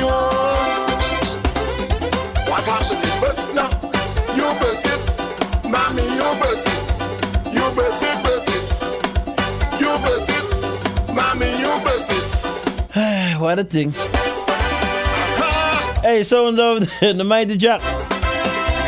Coming out to Dominica for 2023. What a thing. What's the Blackie? Hey, up, man. Pull the hose. Hey, all these other people can pull hose, boy. Me And tell you. anybody can pull hose. And anybody Yeah, can but my pull brother, I want to touch upon a much more serious topic as we getting ready to leave out, you know. Got you. Yeah, and this is based upon the young men Oi. of this country that have been finding themselves in a bit of bother of late, you know. Beef, real talk. Just the other day we had a pretty larceny problem where individuals were going into, you know, farmers, going on the premises and stealing the animals. And, you know, I can remember the police found a lot of skulls down at a property down at Perry Bay down there. Yes, just above, west of the Fed place, what they call it? Yeah, Blue Lightning or something Right. like that. Yeah, I know what you're talking about. But now today, it's taking a shift, beef. And my wife listen to me, real serious, okay? Mm-hmm. You see this marijuana business that has been given the green light to be decriminalized, and you see every time. You're talking about the 3 grams, 15 grams or whatever. Yeah, the 15 grams Mhm. and the dispensaries and these growing farms that are allowed to do as such. Mhm. It's causing a little bit of problems, my brother, and make it be real. Mm-hmm. See? Now, it seems as if these places aren't properly secured, some of them, I don't know, and they're easy access where individuals can trespass on these premises and try and steal, remove plants, whatever you want to call it, from there. And it's proving a big problem. Because just the other day, you know, I went to look some wild tambon for some animals that I have there. And I was basically, you know, held up in the bushes. by some cops, you know, and they were asking me if I know of any illegal marijuana farms that have been grown around there. When they explained certain things to me, I put one and one together and I knew exactly what was going on. But it's only been said on the streets, you know, and we need to have these conversations, my brother, because it's posing a problem, you know. When these youngsters find out that they can get, you know, their hands and these material, and they can go and sell for this, and they can go and sell to this person and that person and make money, you know, they're putting their lives in problem. You know, they're putting their lives at risk. And I'll just leave it right there, my brother.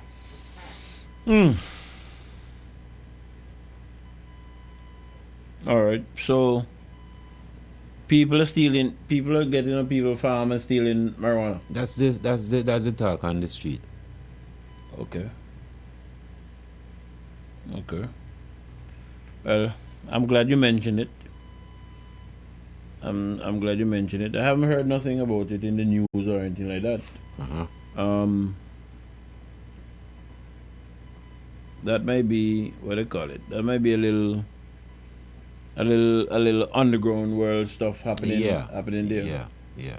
But like I say, if you don't attack it now, my brother, it will indeed get out of hand, because when I stumbled upon the officers and they explained certain things to me, I'll explain to you off here, and you will get a better understanding of where I'm coming from.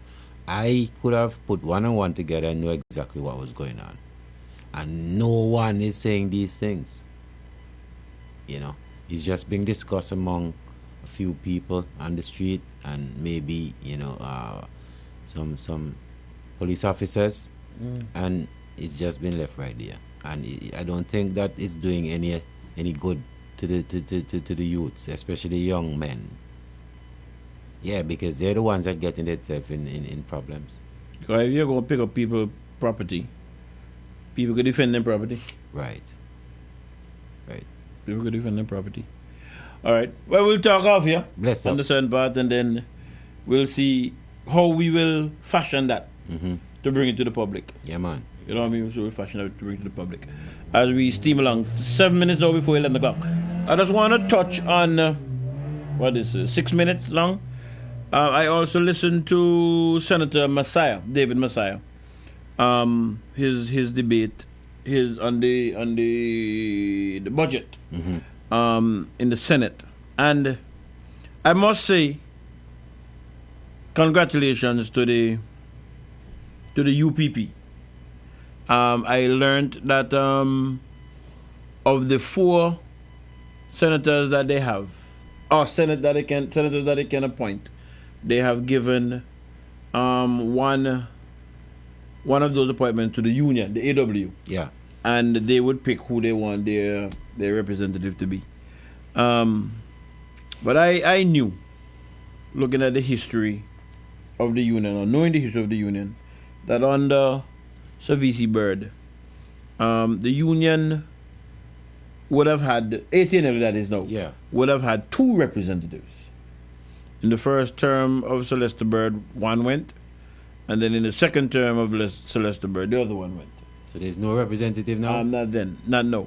I know that at one point in time during it might have been the first term of the Labour Party regime,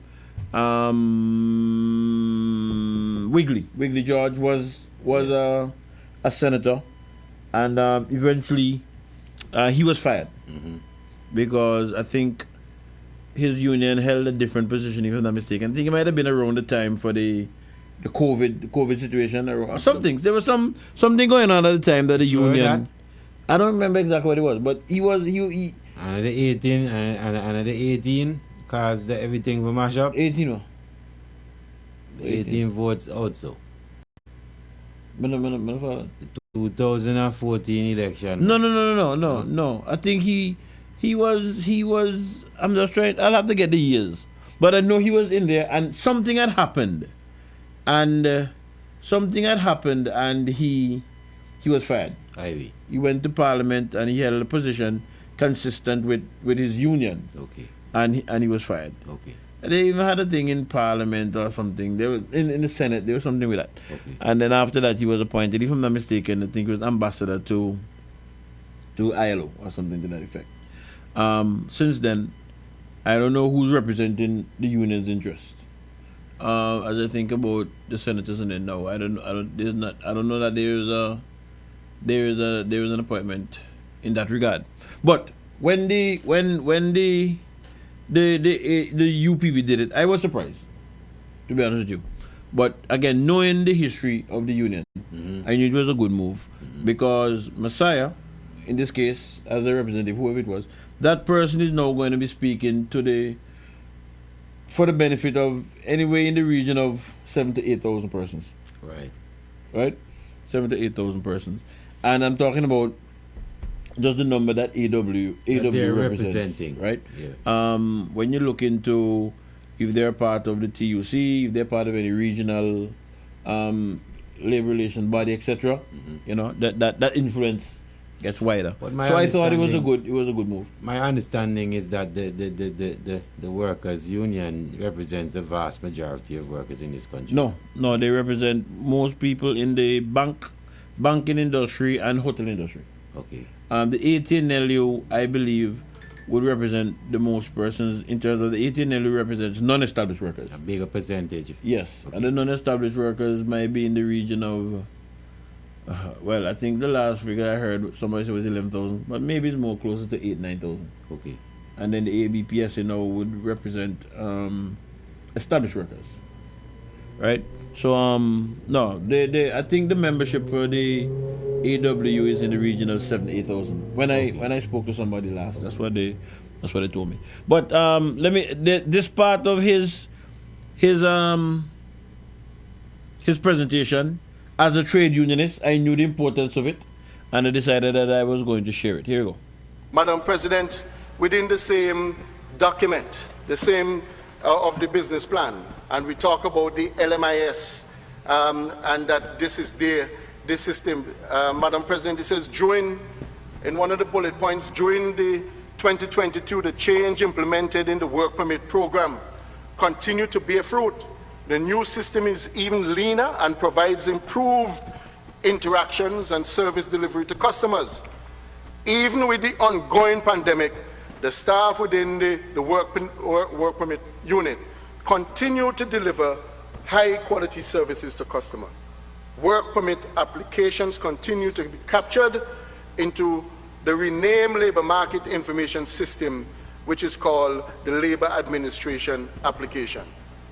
Madam President, I am at a loss again, because you see, this is a business plan that we're supposed to see exactly what is going to happen for 2023 and beyond. This is telling me something that is happening that has passed and where there's no plan. There's no plan, Madam President. So I'm asking, what is the information?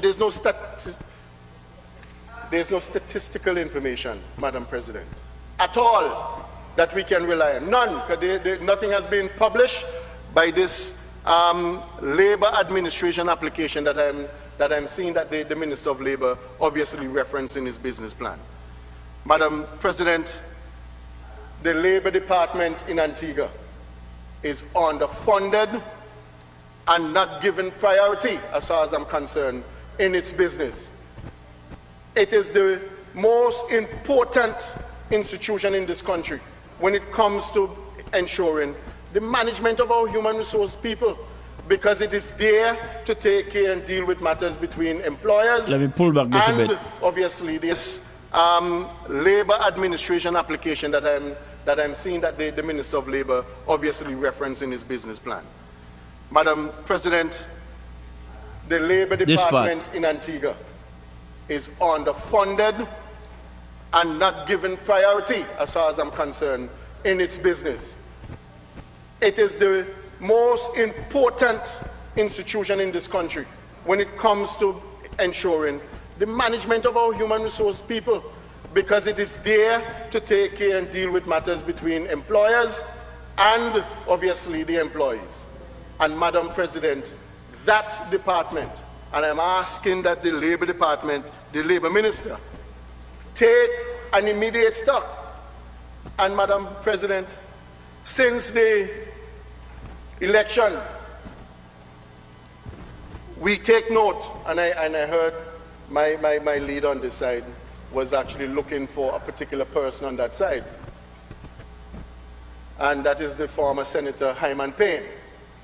Since the government, since the election, Madam President, we have not seen nor heard, well, who will be the junior minister in Ministry of Labour? And Madam President, in that situation, with that person, with that function gone, Madam President, what you're seeing, that a very critical part of the Labour administration, whereby when there are issues at the various level and it is not settled at the Labour Department, the junior minister is the one that will sit to hear these matters. You heard me talk about this already? Yes, I. Yes, I. Yes, I. Before we go to the court, the Minister of Labour can't have enough time, now, to deal with the matter. And so under that situation, you just demonstrate. In the crosstalk that's going on there, I don't know who on the government side was talking. Sound like Miss Marshall. Miss Marshall? It can't be Miss Marshall. No, it couldn't be Miss Marshall because Miss Marshall is a lawyer.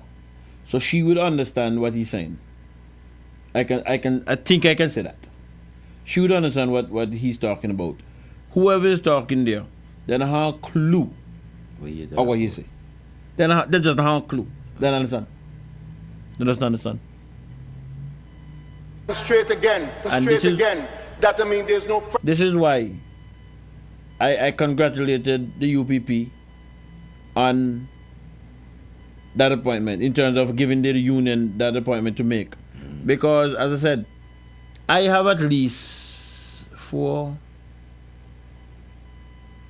7 to 8 matters at the minister level that the secretary don't just tell me they can't set a date because they don't know. There's nobody. And every week, at least 3 of them call me every week. Tell them the Labour Department hasn't set up a date. And what about those who just give up and don't even bother? That's why I'm telling you what's the importance of the union's presentation. But these people, so you feel no then some me go and beef. You tell me you know that you're gonna have disputes and so all that I will say and okay, you know what, that lead me into the next thing that I was going to say. VC Bird Senior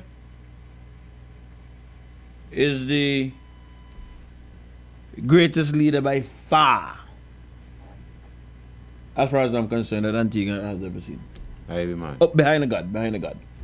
By far. He even close. I heard another discussion earlier.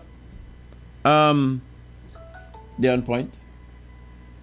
Right? They're on point. Poor people, poor workers are where they are today because of the man.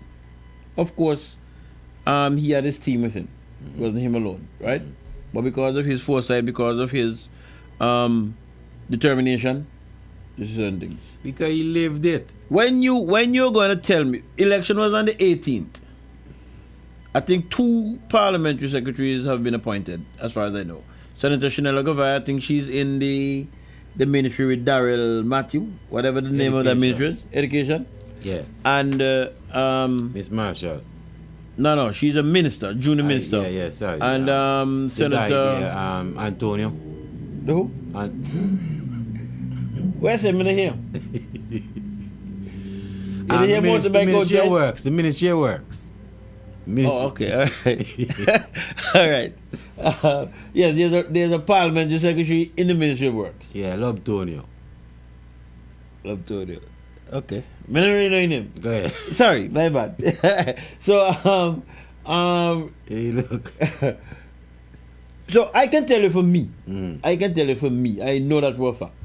According to the labor code, when a matter gets to the minister, sorry, to the labor department, I think it gives 10 days for the matter to be heard. That's what the labor code says. We all know it can't be heard in 10 days because of what it is.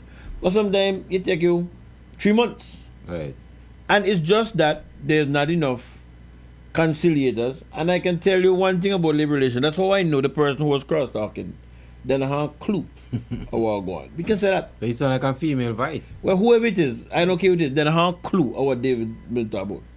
Because when you have an issue, right, as a poor man and you go to the labor department, but that's where it starts. Yeah. That's where it starts because you cannot get to industrial court until you go to the labor department, right?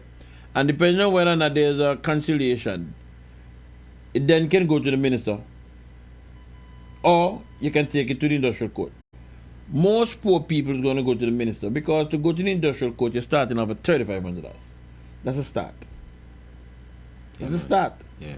Right? And sometimes you're going on a matter for maybe $5,000, $6,000, and you pay half of that. Minimum. That's what I'm saying. I know some lawyers have said to me, they're not taking up a matter at the industrial court unless you're talking about $10,000 up. So if you're under the $10,000, you have a disadvantage. Basically, just forget about it. That's what I'm saying. And when the person who is supposed to be there, from the minister's standpoint, because as David Messiah correctly said, the minister too busy. The minister too busy to be hearing matters. And me can talk for me because me have matters there that I know. But can't get done. The labor department itself now, as far as I know, I don't speak for the labor department, but I have enough common sense, they short the conciliators. Wow. Because even if you say, when a matter reaches the labor department, you wait for a month, right? Yeah. Okay, that's a reasonable time. But 3 months, 4 months? And in some cases, maybe even longer. And when I would have heard him say, I never knew this part, but when I would have heard him say that they might be using, what are they calling people there? Job program workers as conciliators. I need to ask that question because I think that nothing can go so. I really and truly think that nothing can go so. Expect the unexpected. Because if seasoned people who have been in industrial relations for donkey years have issues with it still, it's somebody who you would have on the job program. Maybe expect the unexpected. Look, right now, nothing surprised me in this world now, the babe. Oh boy. But the point I'm making is, he was talking the truth. Who is representing the minister in hearing these matters? Who? Because me know what the labor department said to me. Because every week I send them an email to follow up those cases there. So what is the minister doing about that? No, I believe he love poor people. Well, me just go to tell you now. They have... Me just ask a question now. No. Me not say yes or no. No. Right? I'm just putting out there. No. Because I heard... No, go ahead, you go ahead. Because if he mean love poor people, these things would have been in place. And I heard that there's a matter that, an industrial officer won. And because it's in the court, there's no lawyer that's willing to take up that so that the workers can benefit. Hold on there. Let me just tell me that again. I heard of a situation where some workers of a strategy company, they took the matter to the court, and not the court, the labor department, and they won.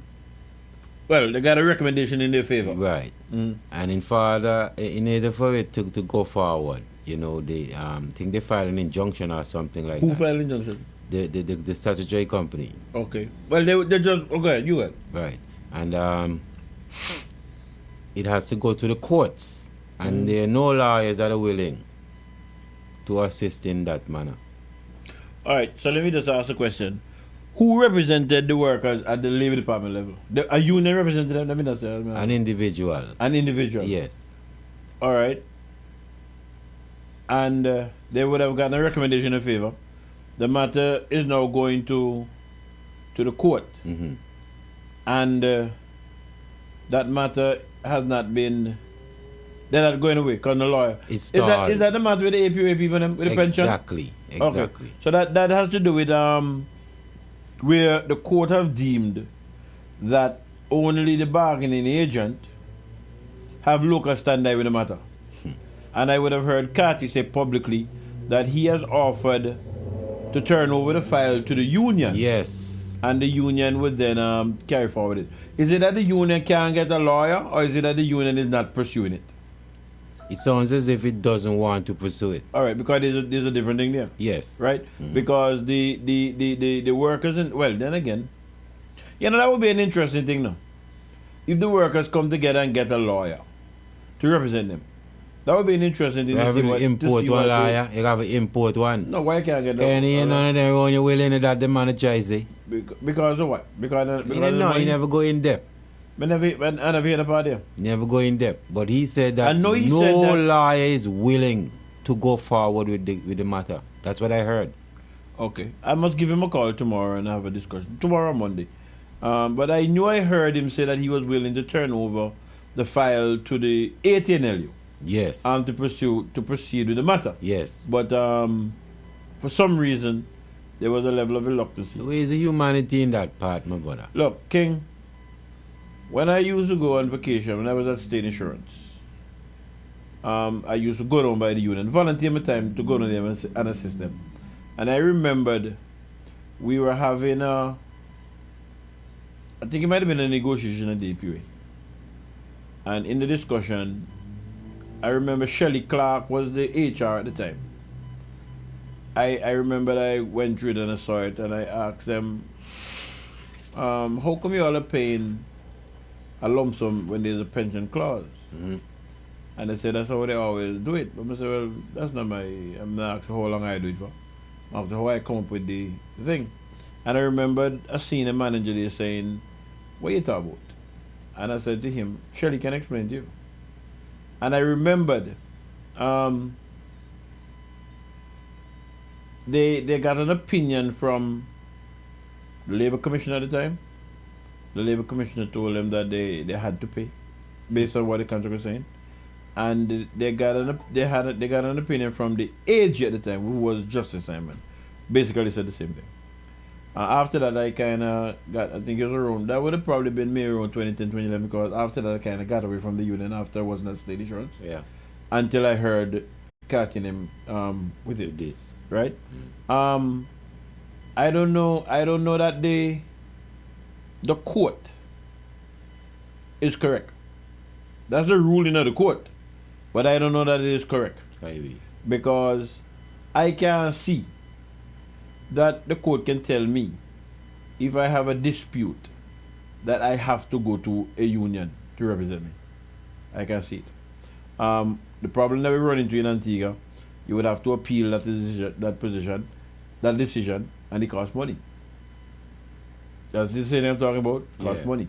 I heard of another discussion in relation to a particular judgment that was passed. The person was saying that it was an industrial court judgment. It's not an industrial court judgment. It's an appeals court judgment. I'm not. I can say the employer. I'm not going to say the person's name. It was a matter involving an employee and Benji's. The person won at the industrial court level, and then Benji's appealed the matter to the appeals court, and the appeals court ruled in their favor. Well, it came in their favor where they said you have to give a year's notice. And in this case, the man didn't get a year's notice, and there was a difference paid, but he lost substantially, financially, that is.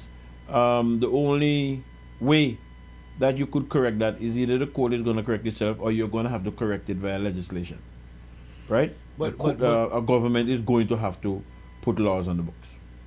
That's just what it is, and that's why I said VC Bird is the greatest leader by far, because if VC Bird was around with them, the workers would not be under this kind of gun. I could tell you that. I think I can tell you that. It couldn't happen. Oh boy. It couldn't happen, King. It couldn't happen. Too much wickedness happening in this place. It couldn't happen.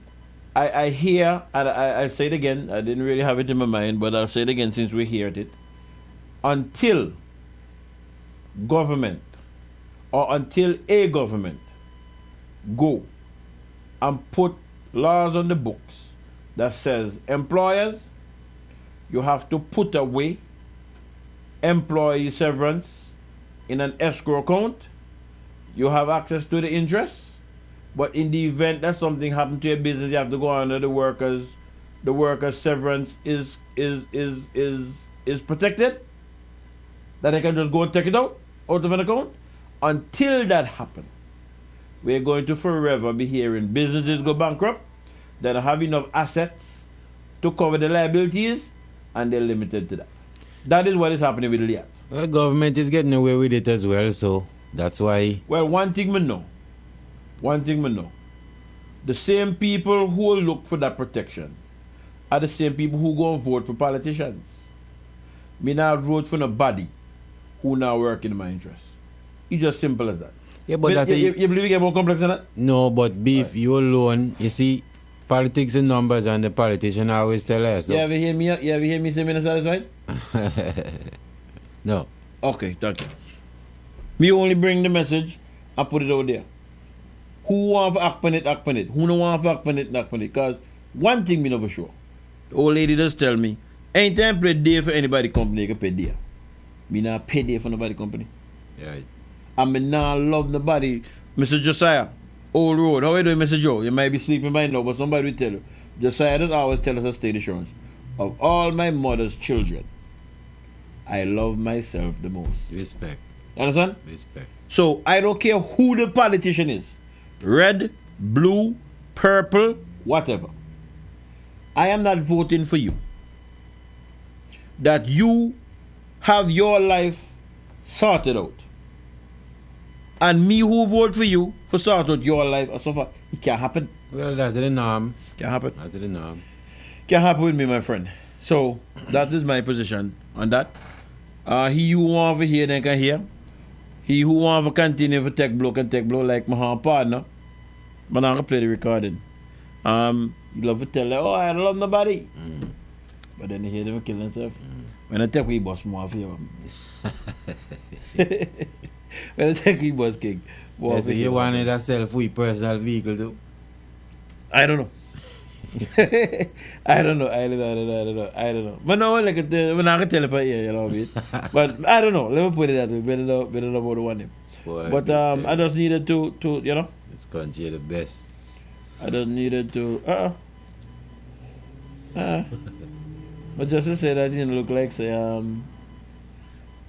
it look like say don't have wish I'm see Sean Fowler just pop open. Hold on there, let me see what. Let's see the cursor move by. Let me see what come. I wonder if Sean himself or someone, the technician and him, a remote access to what go on there. What? Hold on, let me read. Nothing this week. Nothing. What the message comes here? They say nothing this week. Only a short something.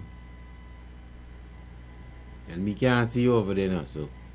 I must congratulate all the senators, especially Ms. Govaya. What? I must congratulate all the senators, especially Ms. Govaya. I must congratulation. What the hell is that? Hey. Hey, look. A joke that people there make. I have a joke they were making. Many things serious. Hold on there, let me see. Let me open up something again. I must congratulate all the senators, especially Ms. Govaya. Final words, Blackie. Sorry. Hey. Yes, brother. Like me say, you know, it's been a pleasure being here with you again, Beef. Yeah, for next segment, the real talk. And go ahead, sorry. I want the authorities to take serious heads up to what I just mentioned not too long ago, pertaining to the young men and these happenings. So, yeah, basically, that's it, Beef. Nobody showing any. So he started believing. This life was not to believe in.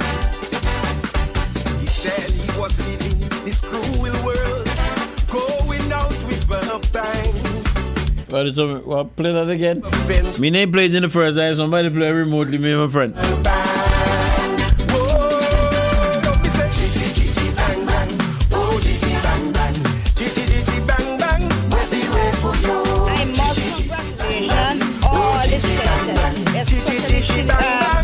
Oh, whatever.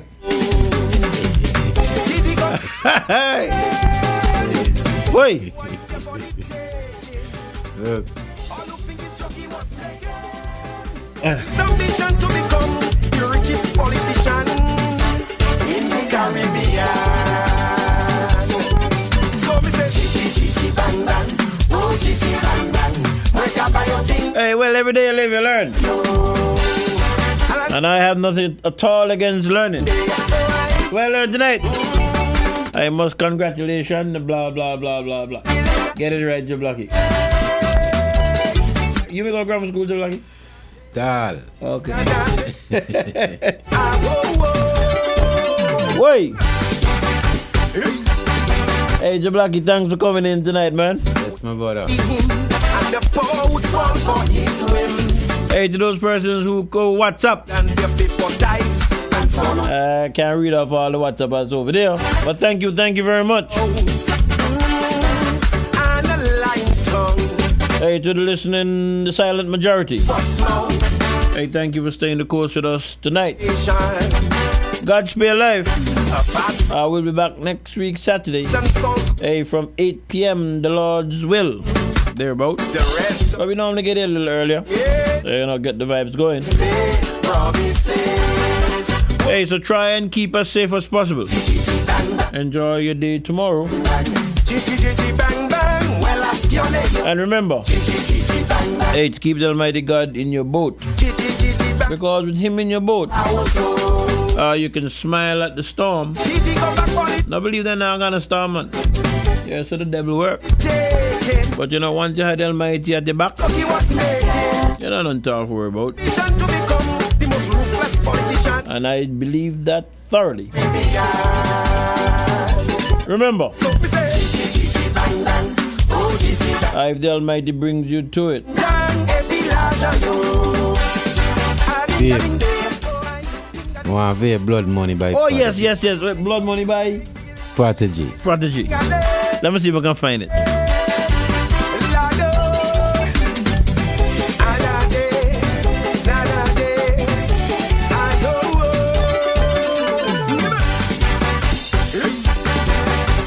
The sins of the father revisits the son. Beef, I should know, but I don't. So let me know let me ask you, who ran for election in your area? You had Pearl, Quinn Williams, and Mac Fernandez. All eyes will be open. And there was a third candidate.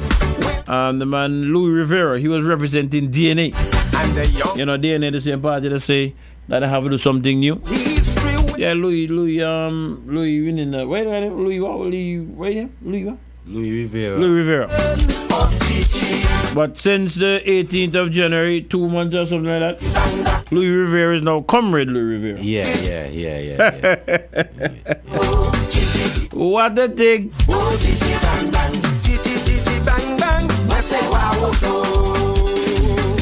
Blood Money by Prodigy, you say? Yes, King. Blood Money by Prodigy. Let me try and find that.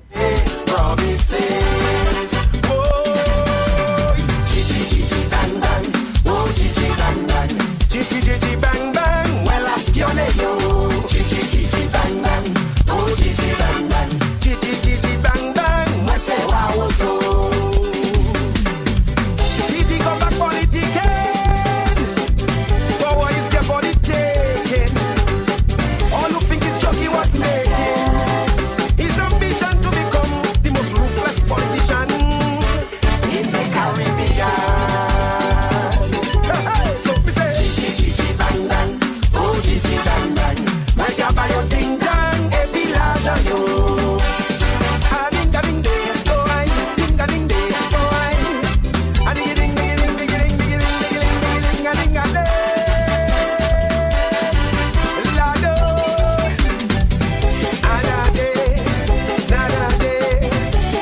Hey, so until we come together again,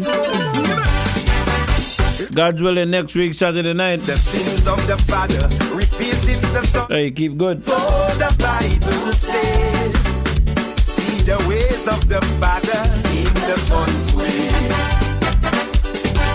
But that day will come, all eyes will be open. The love and trust stolen will in time be restored. And the young lives lost, the greed and the hate, no history waits to see.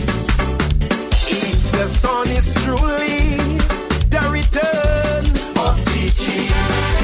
Whoa, and we say Gigi, Gigi, bang, bang. Oh, Gigi, bang, bang. Gigi, Gigi, bang, bang. Make it go for you. Gigi, Gigi, bang, bang. Oh, Gigi, bang, bang. Gigi, Gigi, bang, bang. I say, wow, so. 11:26 p.m.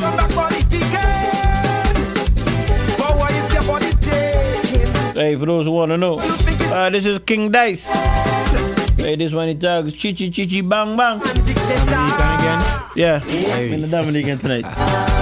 Hey. Hey, I like the one pull the hose. Me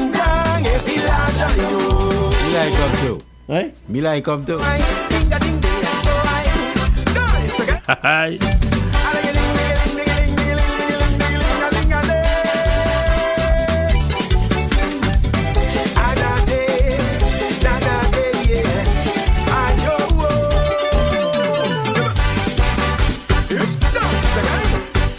All right, we're out of here.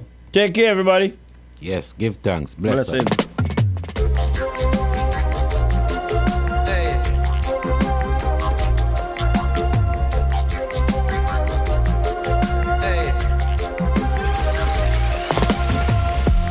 Now watch no face, beg no more pardon. Enough drugs, money they are cherry garden. Enough individual society applauding. You can ask anybody where them get them starting. But no politician take a donation. So no criminal will never see a station. Never see a cell, not even a courthouse. But every Sunday we see them take a boat out. North Coast Resort and car dealership. The construction company, them just don't legit. Usually wash the money, turn it round and hide it. When the kickback them come in, the government delighted. So police cancel operation. Cause no real bad man a go station. Now if you check the situation, a blood money running nation. Come take a look in a Jamaica. Injustice in the place now. If what you see no really face you, then you are the problem what we face now. Was about to buy a next 60 now. Maybe then I never have to be a prisoner. Maybe then I coulda not turn in my firearm. Police couldn't come remand, come me like me run an army. Was about to be a politician too. Maybe then I coulda make any decision. Look, maybe then I make 100 million disappear. Then me act like me no care. What you vote me back in there? Because this sad reality. In a Jamaica, say your status or your salary. Man, the road that carry one whole heap of felony. But them have a family, a boost up the economy. So, police cancel operation. Cause no real bad man a go station. Now if you check the situation, a blood money running nation. Come take a look in a Jamaica. Injustice in the place now. If what you see no really face you, then you are the it's out of many, but a one set of people feeling it. How that real society you agree to this? Things are revealed, the garbage, the machine spit. No smoke screen, a river and no conceal it. Now the system failing, the gap gets wider. A matter of time before a total divide, yeah. You cross the line, man, draw quick to remind you. If you build it on crime, then crime will have to find you. And that's how it's been always. That not frustrate you like it do to me. How much dead baby they over Jubilee? How much youths did 10 when them running at Tivoli? Now them 16 hard fry head fricassee. So police cancel operation. Cause no real bad man a go station. Hey, now if you check the situation, a blood money running nation.